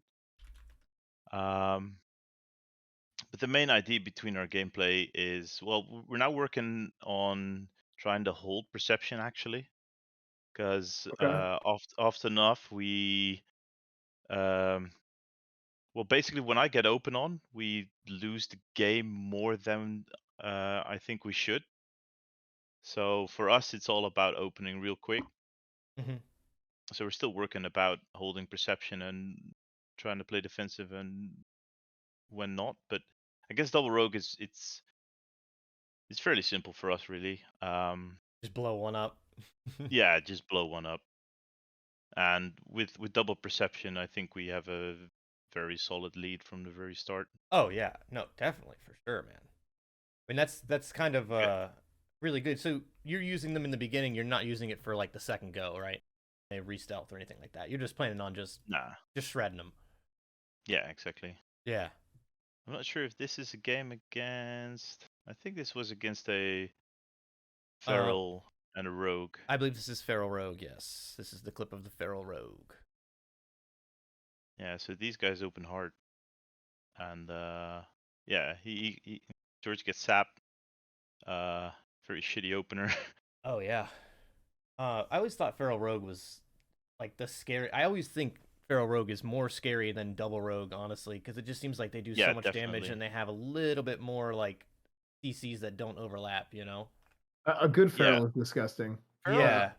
You Yeah. don't see a lot of them because for whatever reason, actually, I don't know. But whenever you see them, I get scared just because I know the potential they have of just being able to have CC. They do have strong off healing. Right, they have strong Mhm. off healing, Mhm. great Yeah. CC. The damage is just nuts, and they're able to bleed you out, through your armor and everything. It's just kind of disgusting. Yeah. Yeah. You Play, can't really go on a rogue as red rogue. You have to keep training down the druid. Giving Yeah, a druid the slight feeling of freedom is just gonna mess you up. Yeah. right. Uh, Yeah. this And was that's very tricky frustrating too though. because you're there wailing into a bear with like a billion armor, so like it doesn't feel Yeah. good going druid a lot of No. times, like, especially feral druid. But it's like what else are you gonna do? So Yeah. the rogue too. The rogue is annoying because them having cloak and evasion. Like rogues, to me, rogues are way harder to fight in Burning Crusade than they were in vanilla. Like it's like crazy. I hate hitting rogues. No, yeah. Hitting Yeah. rogue, you have like a 5-second window every Yeah. 35 seconds. Outside of that, you can't hit them. It's just not an option. So. yeah, I Yeah. mean, honestly, while playing with a shaman, I feel like I'm way more scared of double rogue because that double garrote is Yeah, just gonna kill my shaman. Oh yeah. Also, the double But rogue can actually like get a reset. After you've yeah, used a lot of your Mhm. trinkets and bubbles the and stuff, feral and can't maybe get win. away. Yeah, feral rogue Ooh. is the freest win there is in the And entire if game I get for on the fighting feral, with them. he's gonna go bear form, and he's way less scary. But if on double rogue, they're just gonna keep pumping my shaman, and we're gonna get Yeah. wrecked. I mean, double rogue is a really hard comp for us right now. Well, I've heard other people say that it's not so bad, but I think we just need more practice against it. This is a Yeah, god rep right here. I think Yeah. you're letting them re-stealth too much is probably your big problem. Yeah, I mean, we have a little trouble with that when they cloak and sprint away. How And to keep them engaged. you also just need to commit as few cooldowns to any given scenario as possible so that you have enough in the tank. But Yeah, you should blowing beat them. bop and bubble at the start like always loses the game. Yeah, Esfand, what you were saying about a really good feral. I've been watching. I think his name is Spotman. Is that who it is? Dude, he is Yeah. He's really good. insane. Really? Insane. Oh yeah. It is. Yeah, it is- I was like watching whenever Chance goes and plays when he does arenas on his ult. It's always fun to watch Chance. He's really good too. I mean, Yeah. that's just wild. I mean, I think you're right though. I mean, a good feral is it's really rough to You deal can't with. give them your back. I mean, if you back, they're gonna truck you so hard. They're Oh, like yeah. dagger rogues they're like dagger rogues in vanilla. Like they pump such crazy burst. Yeah, they're. I think I saved St. George there with the Seal of Justice proc at the end. Ooh. I really like this one. I think this Oh, is that's lit. one. You love to see that, dude. You love to see that Seal of Justice. Yeah. proc. This one's. Yeah, I think like Yeah, this is one of those games where I felt like I could have stunned the warrior and he was Mhm. being too cheeky. And after that, everything lined up perfectly. Holy, were you The wrecking repentance this? as I well. wasn't looking. No. Don't think so. No. I just No, you're smashed not. him. Yeah, no, you really did. Yeah. Yeah. This is another rest. This is resto. Okay, yeah. It's It's always fun to just see like just the wailing of like a billion numbers pop up at once. Their health just drops. Like, There's no other class quite like it. I mean, yep. Yeah, I've played yeah. thousands of arena games at this point, and I'm still every time it happens, I'm laughing like an idiot, and it's just Oh man. Moby, I love the what is it like that pops up on your screen when you're getting a really good like Yeah, a Is that a crit? I remember there's an add-on like that years ago. Yeah. I'm still using it. It's funny. it's a comic I like book. this one for where I fear the warlock pet, and Yeah, this is what It's you were talking about even- earlier, what you said. You said there's a new way to go, like where Yeah. you blind reset. Yeah. I'm not sure if this is the one where we do the blind reset, but Well, that's what it says on The the fact that- the clip Dude, that fearing the Um, pet. I always maybe forget maybe I messed up the consider a bit. I'm not sure. I always forget that I have the ability Yeah. to fear pets. Like I never remember that. Oh, did you get a nice fear in there? I didn't. He did. Yeah. At the very start. Oof. What a god. It lasts like a really And long because I time. had sacrifice, 20 I felt like seconds. okay, yeah. I always forget to do that when I'm up against like Warlock Druid and I'm like mana battering the pet, trying to drink. Like I have like my 1.4 speed weapon on and my Seal of Wisdom, Judgment, and like I'm trying to mana battery and I'm like, oh, I can just fear this pet. I forgot. yeah. The big Yeah. use for it is you fear the pet, and then he either has to interrupt your fear with it or get it feared, and then your shaman can actually cast some spells because Yeah. that's out of the Yeah. picture for a little Mhm. bit. You just use it when your shaman needs to cast. You force the interrupt. The cooldown so isn't this that is the- long either, right? It's like 30 It's seconds. 30 It's 30 seconds. seconds. Pretty Yeah. long. So It's like 30 seconds and then what 8 seconds on or fear I'm in. so Yeah. it's not that I mean it's got good uptime. If you Yeah. Yeah, but if take you're the using clip, it, I'm sorry. If you take the clip after that, the new Red Rogue way to go. I'm not sure if you had the right one. If you could show that one, I think that's it's a good example of resetting. This one with, right here. with the blind. This one.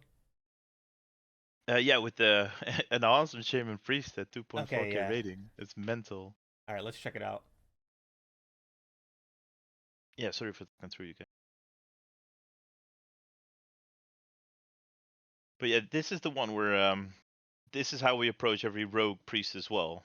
Doesn't really make a big difference if it's an enhancement You shaman or rogue. blind and you just Yeah, he trinkets, and this is I even got a Crusader strike in. Pretty funny. The shaman resets and shocks me, but that actually, well, Yeah. it didn't really make much of a difference. Oh my And god. then we re-go on the priest, and yeah, massive crit. The add-on's called comics, by the way. I didn't answer that question. I'm still That- using it every. It's what got me through vanilla, because there was nothing else to do, and every time I saw a pop-up like, oh yeah, I got a crit. Hell Just yeah. made me good. Oh, But I can only imagine it's annoying for some other people. I've been told that double perception is actually cheating, Moby. So I don't know. I don't know if I can- Yeah, we're actually working around perception because we started to rely so much on perception that we actually Yeah. filled a lot of games where rogues hard open, and Yeah. then perception is completely useless. The game. Oh wow. Okay. Yeah. Interesting. Huh. Yeah. Well, I do Yeah, like. I'd imagine this comes down to the opener quite often. Playing Yeah. Ret Rogue. Yeah, definitely. Yeah. Basically every time well, every time I get caught in the open, we're just so behind, and we're just not good at resetting at all. So we need to work on that. But our offensive game is quite alright. And Yeah, I mean, yeah. it seems like you get to reset a lot with the Ret Rogue. Yeah, we're still working on it. Our main gameplay was to go in hard and try to line up our CC and interrupt. And that's what got us through to 2550 rating, which is alright, but we're getting better at it now.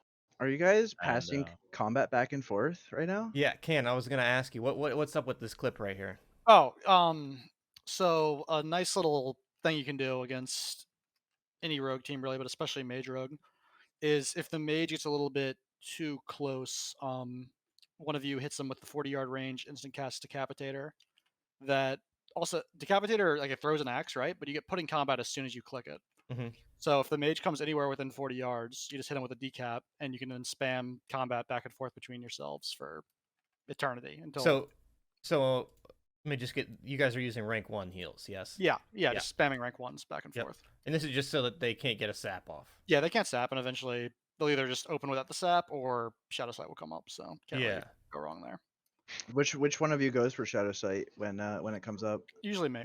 So I also just gotta ask, what's up with Killawave's Spellbook Gaming here? Is he? Yeah, he's that got was the our. clicking. So we haven't been doing much twos because this is early season, just doing 5s for points until Yeah. a push actually becomes necessary. So I think this was our first session doing 2s for a long time. So we I think I'm pretty sure I had a Spellbook my rank 1 too at that time. Well, this is really good tech, man. I mean, this completely avoids like the rogue sap. I mean, that just seems so big. I have a Decapitator. I remember people talking about using it in that way, but I was like, oh, I got Mana Tap, but Mana Tap doesn't go quite as far. No, it's way better to use decap, and also the shaman can use it too. Oh yeah. But like, this is just we had to make up for the loss of our skull perma combat. So you do this against every rogue team you do this against, and no, it's mostly just rogue mage against priest rogue. We have a different strat, which is actually coming up right here. Yeah. How often are you able to get it off on the mage? Not super often, but it happens often enough that it's definitely worth having the decaps. It's worth having it out. Yeah. I should try and get one of those. That's a good idea. I never thought of that. Yeah, the 40-yard range. The fact that it instantly puts you in is really good. So yeah, this is what we do every priest rogue. This is just like the blueprint, and without this works against almost all of them. There's a few that can play against it pretty well, but you rush in without sack. No, sack is up. Sack was up. Yeah, sack's up for sure. Yeah, sack is up. So he breaks the sap on the reflective shield with a frost shock. Oh wow! Yeah, and it's wild. Even after playing priests, like playing the same rank 1 priest 5-10 times, they just never take the shield off. And these are like rank 1 strats that like nobody ever thinks about. That it's like crazy tech. Yeah, so we break the sap with a sack, and then it's just purge him dry, hodge him. Hodge him when he's still at full health, and they really like to sit that hodge because they don't want to burn a trinket when they're at full health and they don't feel like they're in danger. And if they don't trinket it, they lose there. Even if they do trinket it, you just keep wailing onto them and hopefully get a wreck proc from the rogue. Oh wow, because you got a wreck proc there and you bubbled and lit the guy up. But even without that, it's still very easy to kill him. Like he cannot cast and he can't shield, he can't renew because the shaman is just casting nothing but purge. Shouldn't the rogue be hitting your shaman there and not giving you then I'm just completely unpeeled and I'm gonna kill him anyway. Yeah, I know, but I mean, it still would be better, right? Because then you're not getting wreck procs. I mean, maybe the priest survives a little bit longer at least. What needs to happen there is that the priest needs to get away from me. We have the most difficulty when the priest can kite me successfully. I stay on my mount until I can get on top of the priest, and he just spams poison cleansing totems. So my question here is, you didn't even use trinket. No, doesn't look like it. No, I just bubble as soon as it's time to go and finish the priest. Well, the rogue opened him with a garrote, so he couldn't even like blind you. Yeah, I think I might have resisted the kidney. And if I didn't resist the kidney, I would have trinketed it. Like that garrote is probably a misplay because he can't do anything to peel you there. Yeah, if he cheap shots me and gets crippling on me, then the priest can get away kind of to an extent. But I stay on my mount and just get spam dispelled by the shaman. I mean, you always have bubble, but you pop it anyway. The bubble is what wins. Yeah, at the end. And then you wait for PS. Pop the shaman. As soon as he PSs, he gets repented. Yeah. I totally thought Killa got the kill here with that lightning bolt. I won't lie. He gets a lot of kills. The shaman in this comp needs to play super aggressive. He's not even really. He's just purging and doing damage. He's just a support. Yeah. I love it, dude. I think like if you're like a badass resto shaman, it's like the coolest thing in the world. Yep. No, it's a really fun. Yeah, people roll. Kind of trash talk shamans. They like, oh, you got to hard cast all your heals. No, they just don't know. They're clueless. They're lit. I love it. Yeah, and see, this is the good thing about fighting druid rogue as opposed to the priest rogues, because you can hodge the rogue and he can't get dispelled, so it's actually a viable kill target. He's gone. Well, yeah. Oh my lord! Yeah. Like he's just gone. Couldn't dodge. I think this clip, like He's in just voice You're of this clip, using. I get a proc and I just know he's dead, so I just say I'm gonna kill him. He just dies. Oh, this is with the World Breaker too. Oh Yeah. my Yeah, this God. is a little bit of an older one. I think early Yeah. in the season. Oh, you But popped wings. So you hodged him and popped wings instead of yeah, like that's one of the arena. comps I'll press a lot of wings against, just because I need to kill him in that hodge, because if I don't kill him in that hodge, it's gonna be at least 35 seconds before there's Yeah, gonna be Rogue chat. Druid is. I mean, Rogue Druid is a hard comp for me. I Yeah, struggle they're with it. really, really Yeah. annoying. I would rate them in probably a really good rogue druid where the druid knows to just like never be anywhere near you is more annoying to fight than warrior druid. Yeah, no doubt. I mean, Warrior Druid, I feel really strong against now with Wreck. I don't know about really strong, but it's winnable, yeah. I mean, you kind of did slap this guy pretty hard. I won't lie. That's awesome. Well, I mean, Yeah, you know, it's just nice to be able to hodge a rogue and he can't get dispelled, so you can actually hit him. yeah. So there's the druid rogue, and then there's the druid warrior, which I don't like either of them, to be honest. I don't like playing against either of those. I'd rather face the Druid Warrior though.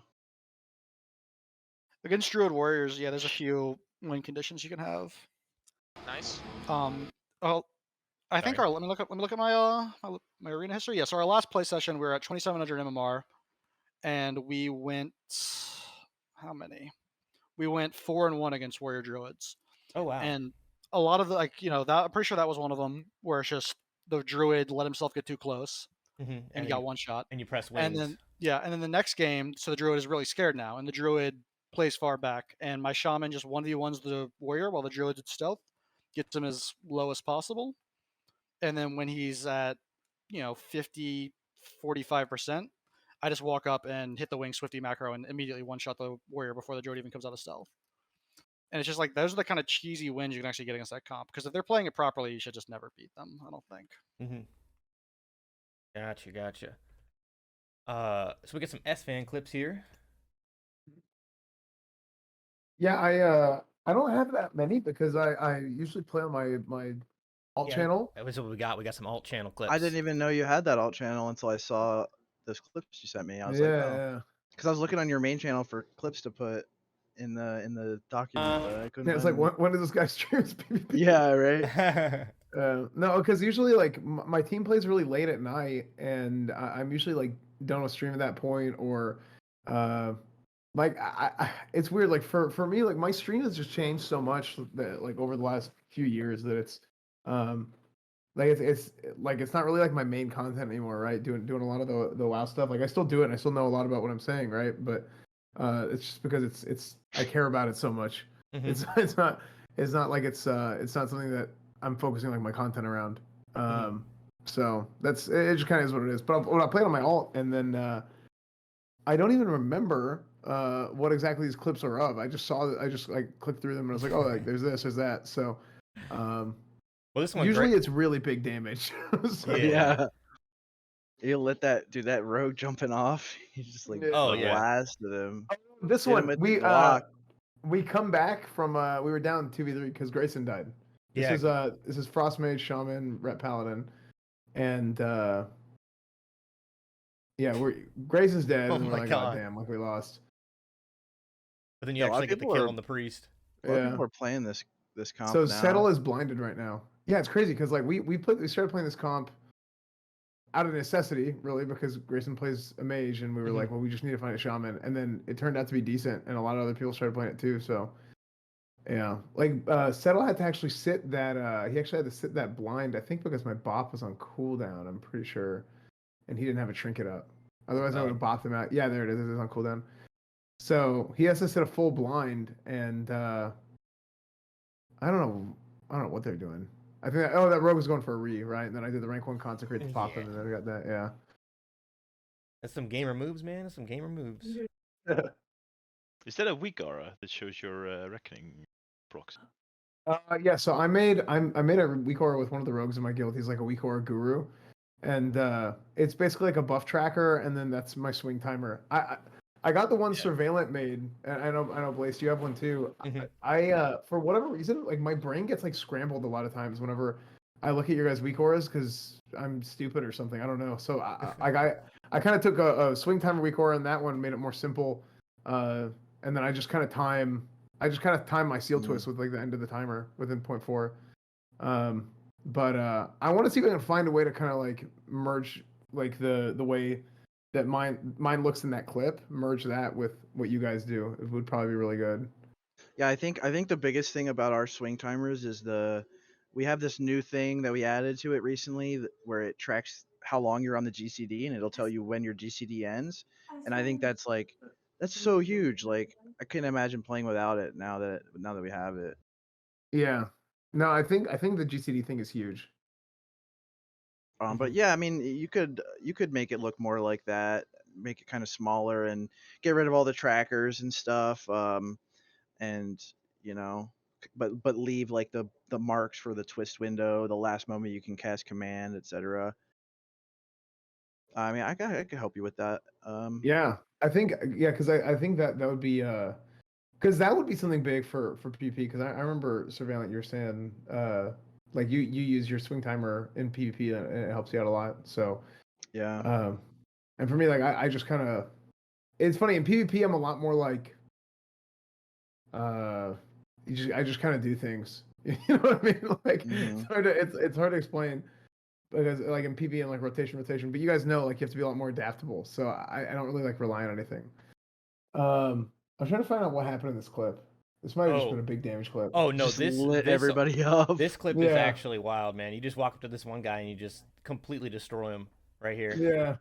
There's actually one clip I think we have in the document. I think it's the only one under Vinny, and it's like probably the most bonkers clip I've ever seen in my life because I've never seen. I mean, Ret does crazy damage sometimes, but I've never seen anyone do that much damage. Like he literally one shots everybody on their whole team in 5s. It was like lifetime luck. Yeah. Like Just once in a orange eyes. lifetime. Yeah, so we could watch that then. Yeah. This clip That's, of S. that's another Paladin. This reminds me of that because it's just bonkers damage. This clip on right everybody. here, you completely truck this druid right here. Yeah. That's a good reckoning proc. I tell you what. Yeah, there it is. Got the stacks up, and then Love boom, it. right into the Wind Fury. I mean, that's a big damage right there, man. Yeah, I don't even think I got a twist off there.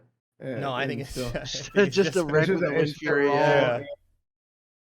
That guy probably was like, "What the fuck? What's going on?" Do people still? I mean, Red is getting a lot more popular, but there's still some people that don't understand what happened when they get one shot. They're just like, "What?" Like you see that on, like I know we have a couple clips of like Brother Bean getting one shot by Reckoning and just sitting there like, "What just happened?" Yeah, I like Bean. Bean's funny. Yeah. Watching he's very Bean's funny. stream a few weeks ago, I actually saw the wildest thing I've ever seen a TBC stream. I never thought I would hear. He was playing 5s, and his priest at one point said, "I'm so sick of all these Ret Paladins." That's so funny. My life when I No, thought right? the stream would have said that. Well, in 5 specifically, it's like every other game you play has a Ret Paladin. I don't know what it is about 5s, but like they're in every. I mean, I guess it's that if you want to have a bop, Ret's probably the best option to bring in for that bop. I mean, Holy's good in some comps, but yeah. Well, I always say this about Ret Paladins, and it's been this way since vanilla, but it's less of a thing in vanilla with like a 40-man raid and PvE. But it allows you to have the same support that a Holy. It's funny, the argument that everybody says about why take Holy over Ret, I say the same thing about why take Ret over Holy. It's, well, you can have all the support that a Holy Paladin brings without actually bringing a healer. Yeah. You know, so we give you an extra buff, we give you an extra freedom, we give you an extra bop, extra cleanse, but you're doing it out of like a DPS spot with really high burst in PvP. So I don't think anyone has higher burst than us if we have rack up. Like I think we have the highest burst in the game probably, except for like maybe like a Palm Pyro Mage. Yeah, it's really ridiculous. So in this clip, this is a good example of what we talked about earlier, right? Where it's like I don't even think I had my bubble. Oh yeah, I don't have my bubble up. Okay.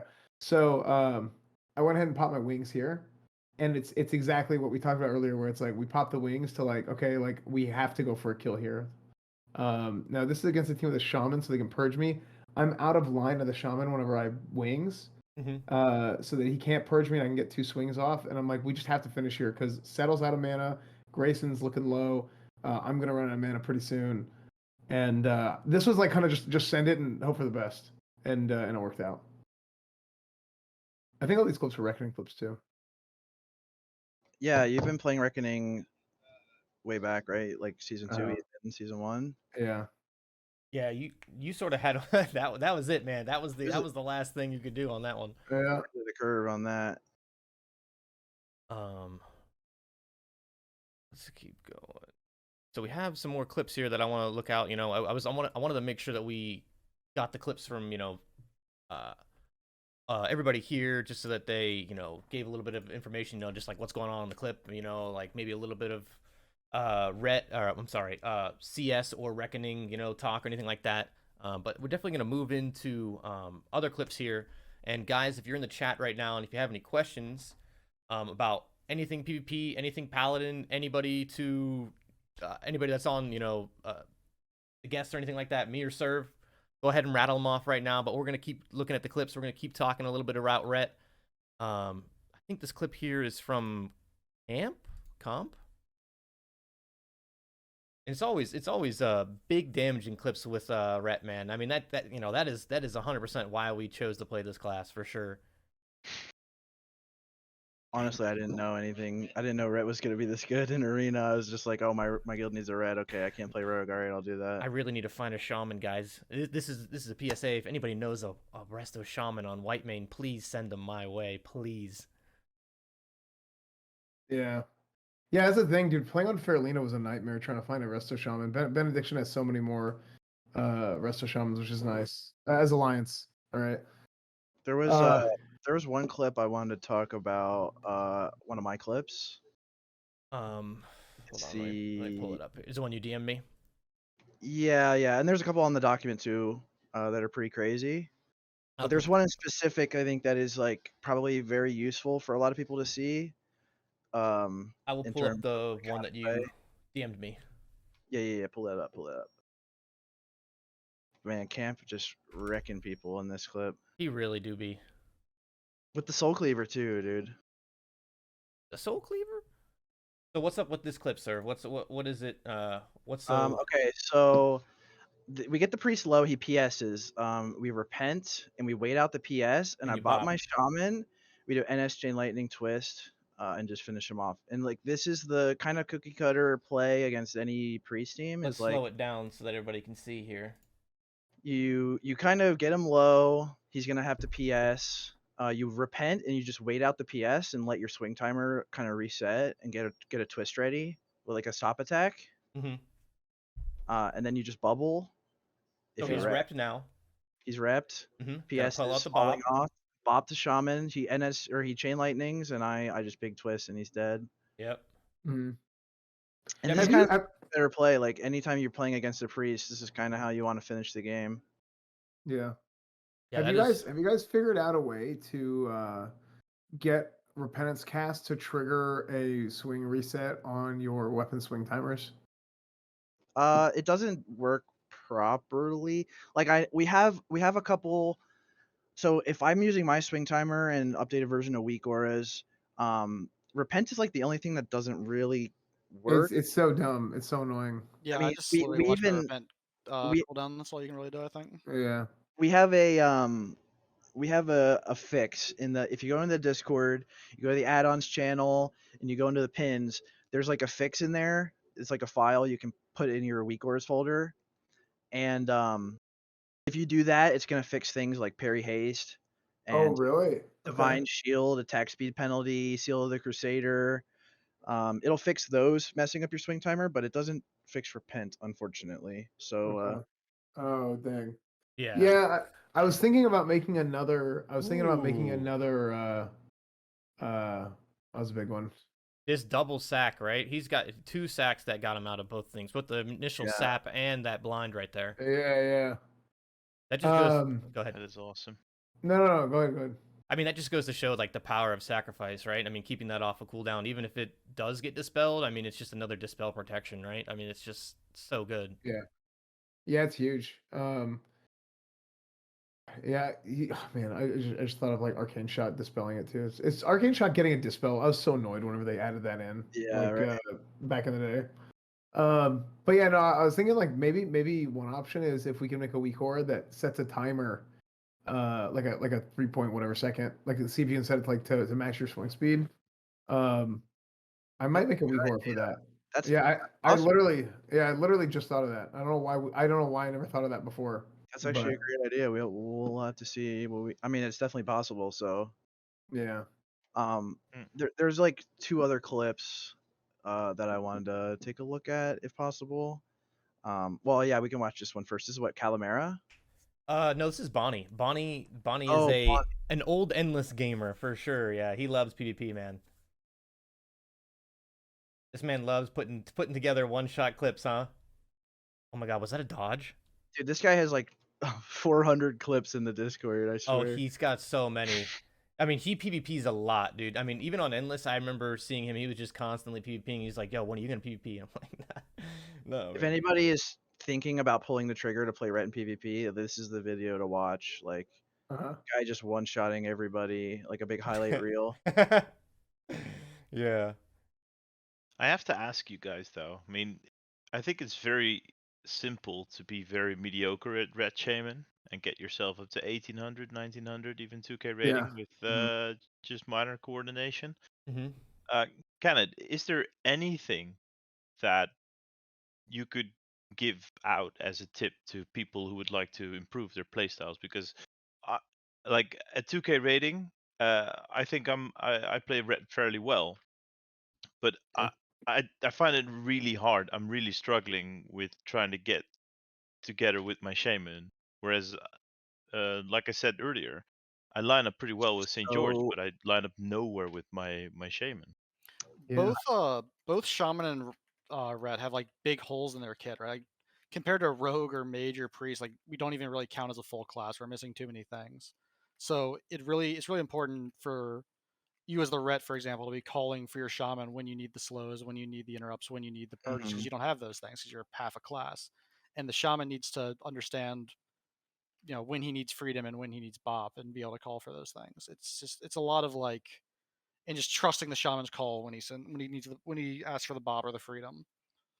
I think the biggest things that separate like an okay Ret team from like a really good Ret team is like a lot of amateur Rets will just spam sacrifice and it'll just get dispelled and they'll get CC'd, and like being able to hold it for when you see a polycast or when you think blind's about to go out is a really valuable skill, and is something that is hard to master, but it's like really what separates like an okay Ret from a really really good Ret is just their use of sacrifice well. And I think also I mean, like 75% of playing with a shaman is like, is the shaman good? Are they I helping was gonna fix say, bugs? I think the shaman is it's very reliant on the shaman in Yeah, a lot of ways. It's not as Mm. bad as the ret shaman threes comps are just ridiculously focused on the shaman, especially ret arms resto, because that comp is all the attention from the enemy team is on the shaman, all the interrupts, all the CCs.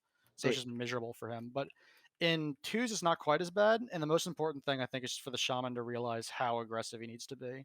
Most yeah, like shamans you see Liam starting here, off he's will not be staying. aggressive enough. You see Liam here, he's staying on top of the kill target. He's applying pressure with his paladin.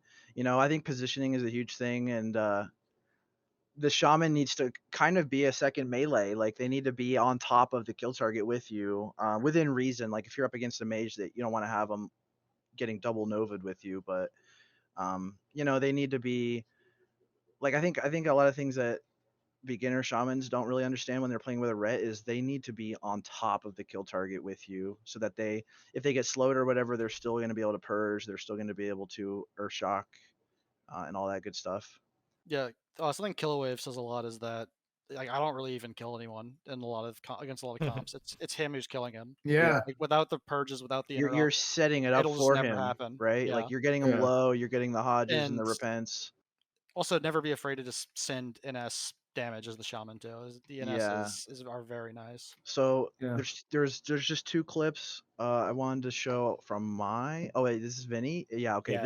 This is freaking lit, dude. Yeah. Is it is it the crazy one? Yeah, Yeah. this is freaking lit, bro. Oh my god, I love this clip so much. He's just blasting the whole team just gets utterly destroyed by this guy, right? Like That's Jesus. nuts. Yeah, Oh, the and he then, just goes then like there's the dodge. Dang. That Oh my is God. so funny. He The just sound goes, is like- the sound is muted in this clip, but I just know Animal I've Become is going on in the He background. just goes like, right? And that's just yeah, straight yeah. outta Warcraft movies. He's That just going is from so person to funny. person to person, one-shotting them. Like, Oh, that's hilarious. Do-do-do-do-do-do-do. Yeah, right. Over and over again. Oh, that's this funny. is so beautiful, man. Like, this is like once in a lifetime luck to get just twist after twist after twist after rec proc after rec proc. Yeah. Which clips did you want to talk about, Serve? While we got some questions here. Is there an add-on or a weak aura that shows all of your melee and seal procs with Wind Fury? Seems like when I get hits, all my hits, it doesn't show up on my UI. Oh yeah. Okay, so there used to be like there was a scrolling combat text MSBT. add-on. Yeah, Yeah. MSBT.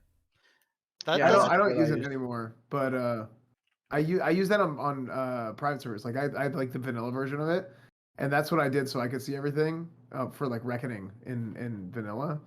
But I haven't been using that in classic. Yeah, so I don't know. MSBT is nice. It does the job. I really would love a weak aura that just like takes all your melees, all your seals, and adds them together, and just puts one number on your screen for how much the twist hit for. Yeah, it'd But be nice. there's just nothing like that out there as far as. Does MSBT does it allow it to look just like the WoW damage though? No, it scrolls up like on the right side, or like wherever you put a scroll window somewhere, and it scrolls up over Yeah. there. It doesn't go over their head, unfortunately. See, I wish it just had that. Yeah, I'd far prefer that. Yeah. I tried MSBT for a little bit, and I actually didn't really like it. I loved seeing the big numbers right above somebody's head. I mean, it felt like I was Yeah. actually doing something to him, you know? Well, I use both. I use That's- MSBT and I have the damage over top the Blizzard damage. Yeah. So here yeah. I sent you a couple clips. I have too many. I was just trying to look through them all to see the ones I wanted to show off, but Oh shit. yeah, there's just those whatever of those three. I guess the first one's kind of the coolest one. Cause like, we talk a lot about getting one-shotting people, but like when you have a legit one-shot where they're pretty much full health, it's like boom, Rogue gives me Reckoning right there, and Yeah. just goodbye. I think playing against Priest Rogue is like the most fun for Reckoning Yes. because the Rogue will just sit there and just try as hard as he can just to put as much damage to you, but you're just sitting there just collecting all the Reckonings, just auto-attacking the Priest, and he's just sweating trying to heal. Yeah, and also that's arguably like the best twos comp in the game, right? Disc Priest Rogue. So Yep. being able to have such a strong matchup against it is really fun. Mm-hmm. It's like 70% of the ladder is Priest Rogue, so Yeah. Yeah. I got a question real quick. I guess we can Yep. kind of just while we watch these clips, like kind of transition into the Q&A.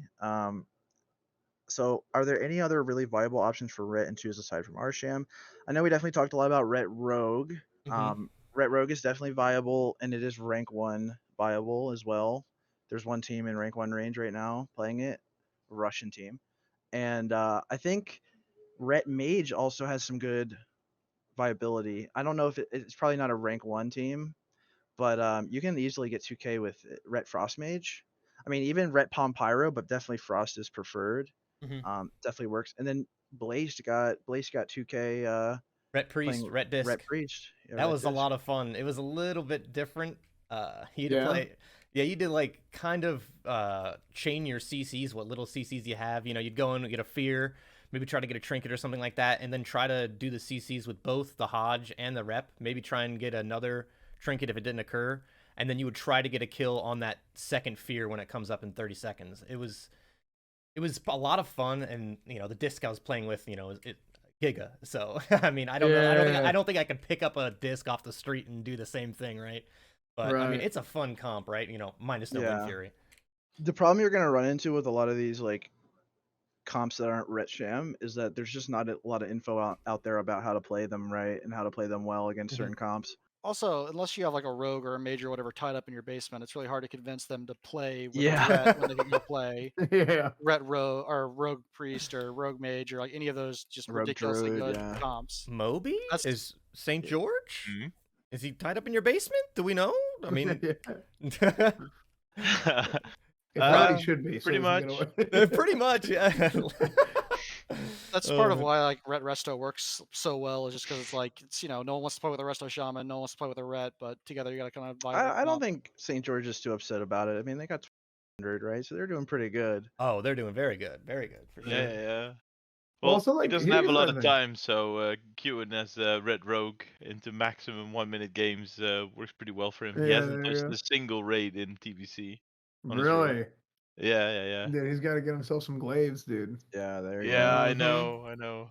St. He's George not That's ready. Glaives Grayson. That's when? Grayson's problem. Grayson can't get a skull of Gul'dan. Like, think about how big of a disadvantage that's going to be down the road as more and more people get Skull of Gul'dan as casters. Yeah. Him not having that as a mage is going to be rough because that's like he Yeah. can basically get like enough haste gear in general to where he has like a free icy veins up at all Mhm. times pretty soon. Killer Wave's the same way. I cannot convince that guy to do PvE no matter how hard I try, offering Yeah. free raid spots and everything. And Crystal Spire is basically a legendary for Resto Shaman, so Yeah. not Yeah. having that's gonna hurt There me later on. there was a game. That last clip was going up against Tetsu, and at the end of the game, my warrior is like, "Hey, that was Tetsu." I was like, "Oh," but Yeah. I was like, I didn't even realize it was Tetsu until actually it was like a day later. What is the guy's name? Gorthax. He like Yeah.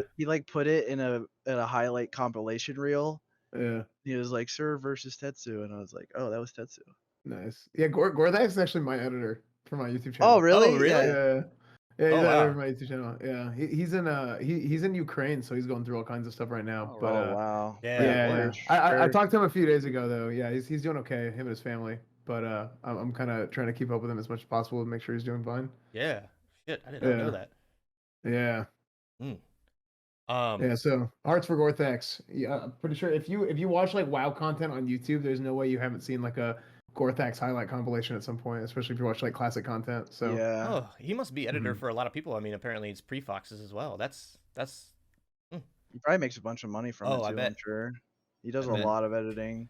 Well, honestly, guys, I absolutely loved this, and it was a lot of fun. And I appreciate each and every one of you. You know, Esfand, I really appreciate you coming on here, man, coming and talking Yeah, I about loved Ret it. and It was stuff like fun.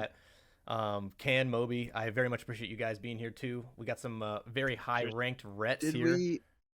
we have any like questions that we want to answer real quick from the chat, or I didn't not, see not any. really? I didn't see any questions. It was mostly just link Rec Week Auras, which guys, by the way, will be Mm. linking Rec Week Auras on the YouTube video for sure. Yeah, in the description we'll put a bunch of stuff that can help you Yep. guys PvP. Yep. Weak auras, add-ons, all kind of stuff. So Yeah. So any last words? Any last thoughts, Esfand, about Ret or TBC or Wrath coming up? Not really. I'm excited. I think this is the most fun I've ever had playing WoW at any point, at any level, everything. Burning Crusade Classic has been unreal. Like getting to do all the seal twisting and us getting Seal of Blood and everything. Mhm. But another thing too is I'm really happy that you guys are doing what you're doing, right? Because this is how I got started streaming. Initially, it was me and Drakova doing these doing Ret Paladin videos, and eventually like I started talking about more about classic WoW in general, and we were really pushing for like legacy servers, right? Especially whenever the announcement itself happened, it was the WoW Classic waiting room and this and that. But it's cool to see that even though I don't do it as much anymore, I still have like a big appreciation to see other people doing that, and you guys are doing a great job with like the Ret Paladin info and stuff that sometimes I wish I could still do it, but it's just cool to see that you guys have been doing such a really good job at it, and there's people supporting you guys, and I don't know, it just makes me feel good because that's how I got started like 5 years ago. Well, thanks, So, man. I appreciate yeah. that. I'm sure we all do. Yeah. we've tried to make Light Club a really good place for. I think as far as class discords go, I think Light Club is one of the best at really helping beginners understand what to do to be a really good player, especially when it comes to PvE, PvP. Like we put a lot of effort. Like if you go into, I guess this probably deserves a mention, but if you go into the Light Club Discord and you go down to the PvP channel, and by the way, this will be linked in the description for everybody watching on YouTube, but Mhm. you go to the PvP channel and you click on threads, we actually have a guide for every single matchup in twos, how to play against them as Ret Sham, and that's helped me tremendously in just how to figure out different comps that I might not know. So yeah, I think we have a lot of great resources there for people to pick up Ret Mhm. and want to start from ground zero and just get into the swing of things. So Can any last thoughts? No, I'm good. No. I just want to shield my boy Killawave stream. Other than that, nothing. Yeah. I thought you were gonna start streaming I this might season. somewhere down the line. I'm not 100% sure. If there's demand, I will. But he's Can streaming, so you I'm gonna should push through stream? that. You There's probably make some I'm pretty money. sure there's demand for a rank 1 Reckoning Paladin stream. 100%. I'm pretty sure. 100%. 100%. You would get views for sure. Yeah, as I said, I might at some point, but he definitely is. So I want to shield his. Gotcha. Moby, last thoughts? Nothing in particular. I love seeing more red rogues, and if anyone feels like learning, I try to stream all of our sessions. So feel free to tune in or watch the VODs. Yeah, thanks for having me again. And that's over at Mobywan's with a Z at the end, right? Yes. Yeah, someone stole the nickname. Oh, dude, Yeah, All we'll escalated after I made that TVC movie. we'll put a There's- link in. We'll put a link in yeah, the dude, description. I had the same thing with me, right? I have to Got be music streaming. I have to be the real Blaze, right? I can't be just Blaze. Someone stole my actual name, it's Yeah, Ugh. I couldn't get Surveillant either, so I had to put my guild after Surveillant. Yikes! Not that that's a bad thing. I like to show my guild a lot because they're good guys. But Yeah, I've got Yeah. Canitnerd, but I'm not using it. Well, honestly, guys, I very much appreciate it. And next podcast, I'm not really sure what we're doing. Maybe we get a little bit of Swedge in here. Maybe I was talking to yeah, Swedge. he could share his thesis on Ret Mhm. Paladin seal twisting and raid because the guy literally is creating like a whole thesis on Ret Paladin seal twisting. Mhm. Like I've seen the documents and it is great. It's like literally like a grad student paper. It's nuts. Yeah, no, it's insane. But I mean, leaving it at this, guys. Esfand, Canit, Moby, I very much love you guys coming on here. Much love, very much Yeah. appreciate it. Yeah, Great that was super episode. fun. Yeah. But yeah, I mean, with Yeah, that, thanks, guys. I would think love to that- have you guys on again in the future. Yep, absolutely. Maybe a couple months down the line, we'll do a season 4 episode. Get you guys on again. Ooh, season 4 Oh, yeah, with love that it. expertise, That right, I could do it. Yeah. But with that, guys, I appreciate it, and I guess I'll talk to you guys later, and we'll all see you then. Yeah, for sure. We'll see you guys later. Yeah, Have a see good ya. one, everyone. Peace, guys. Deuces. Bye.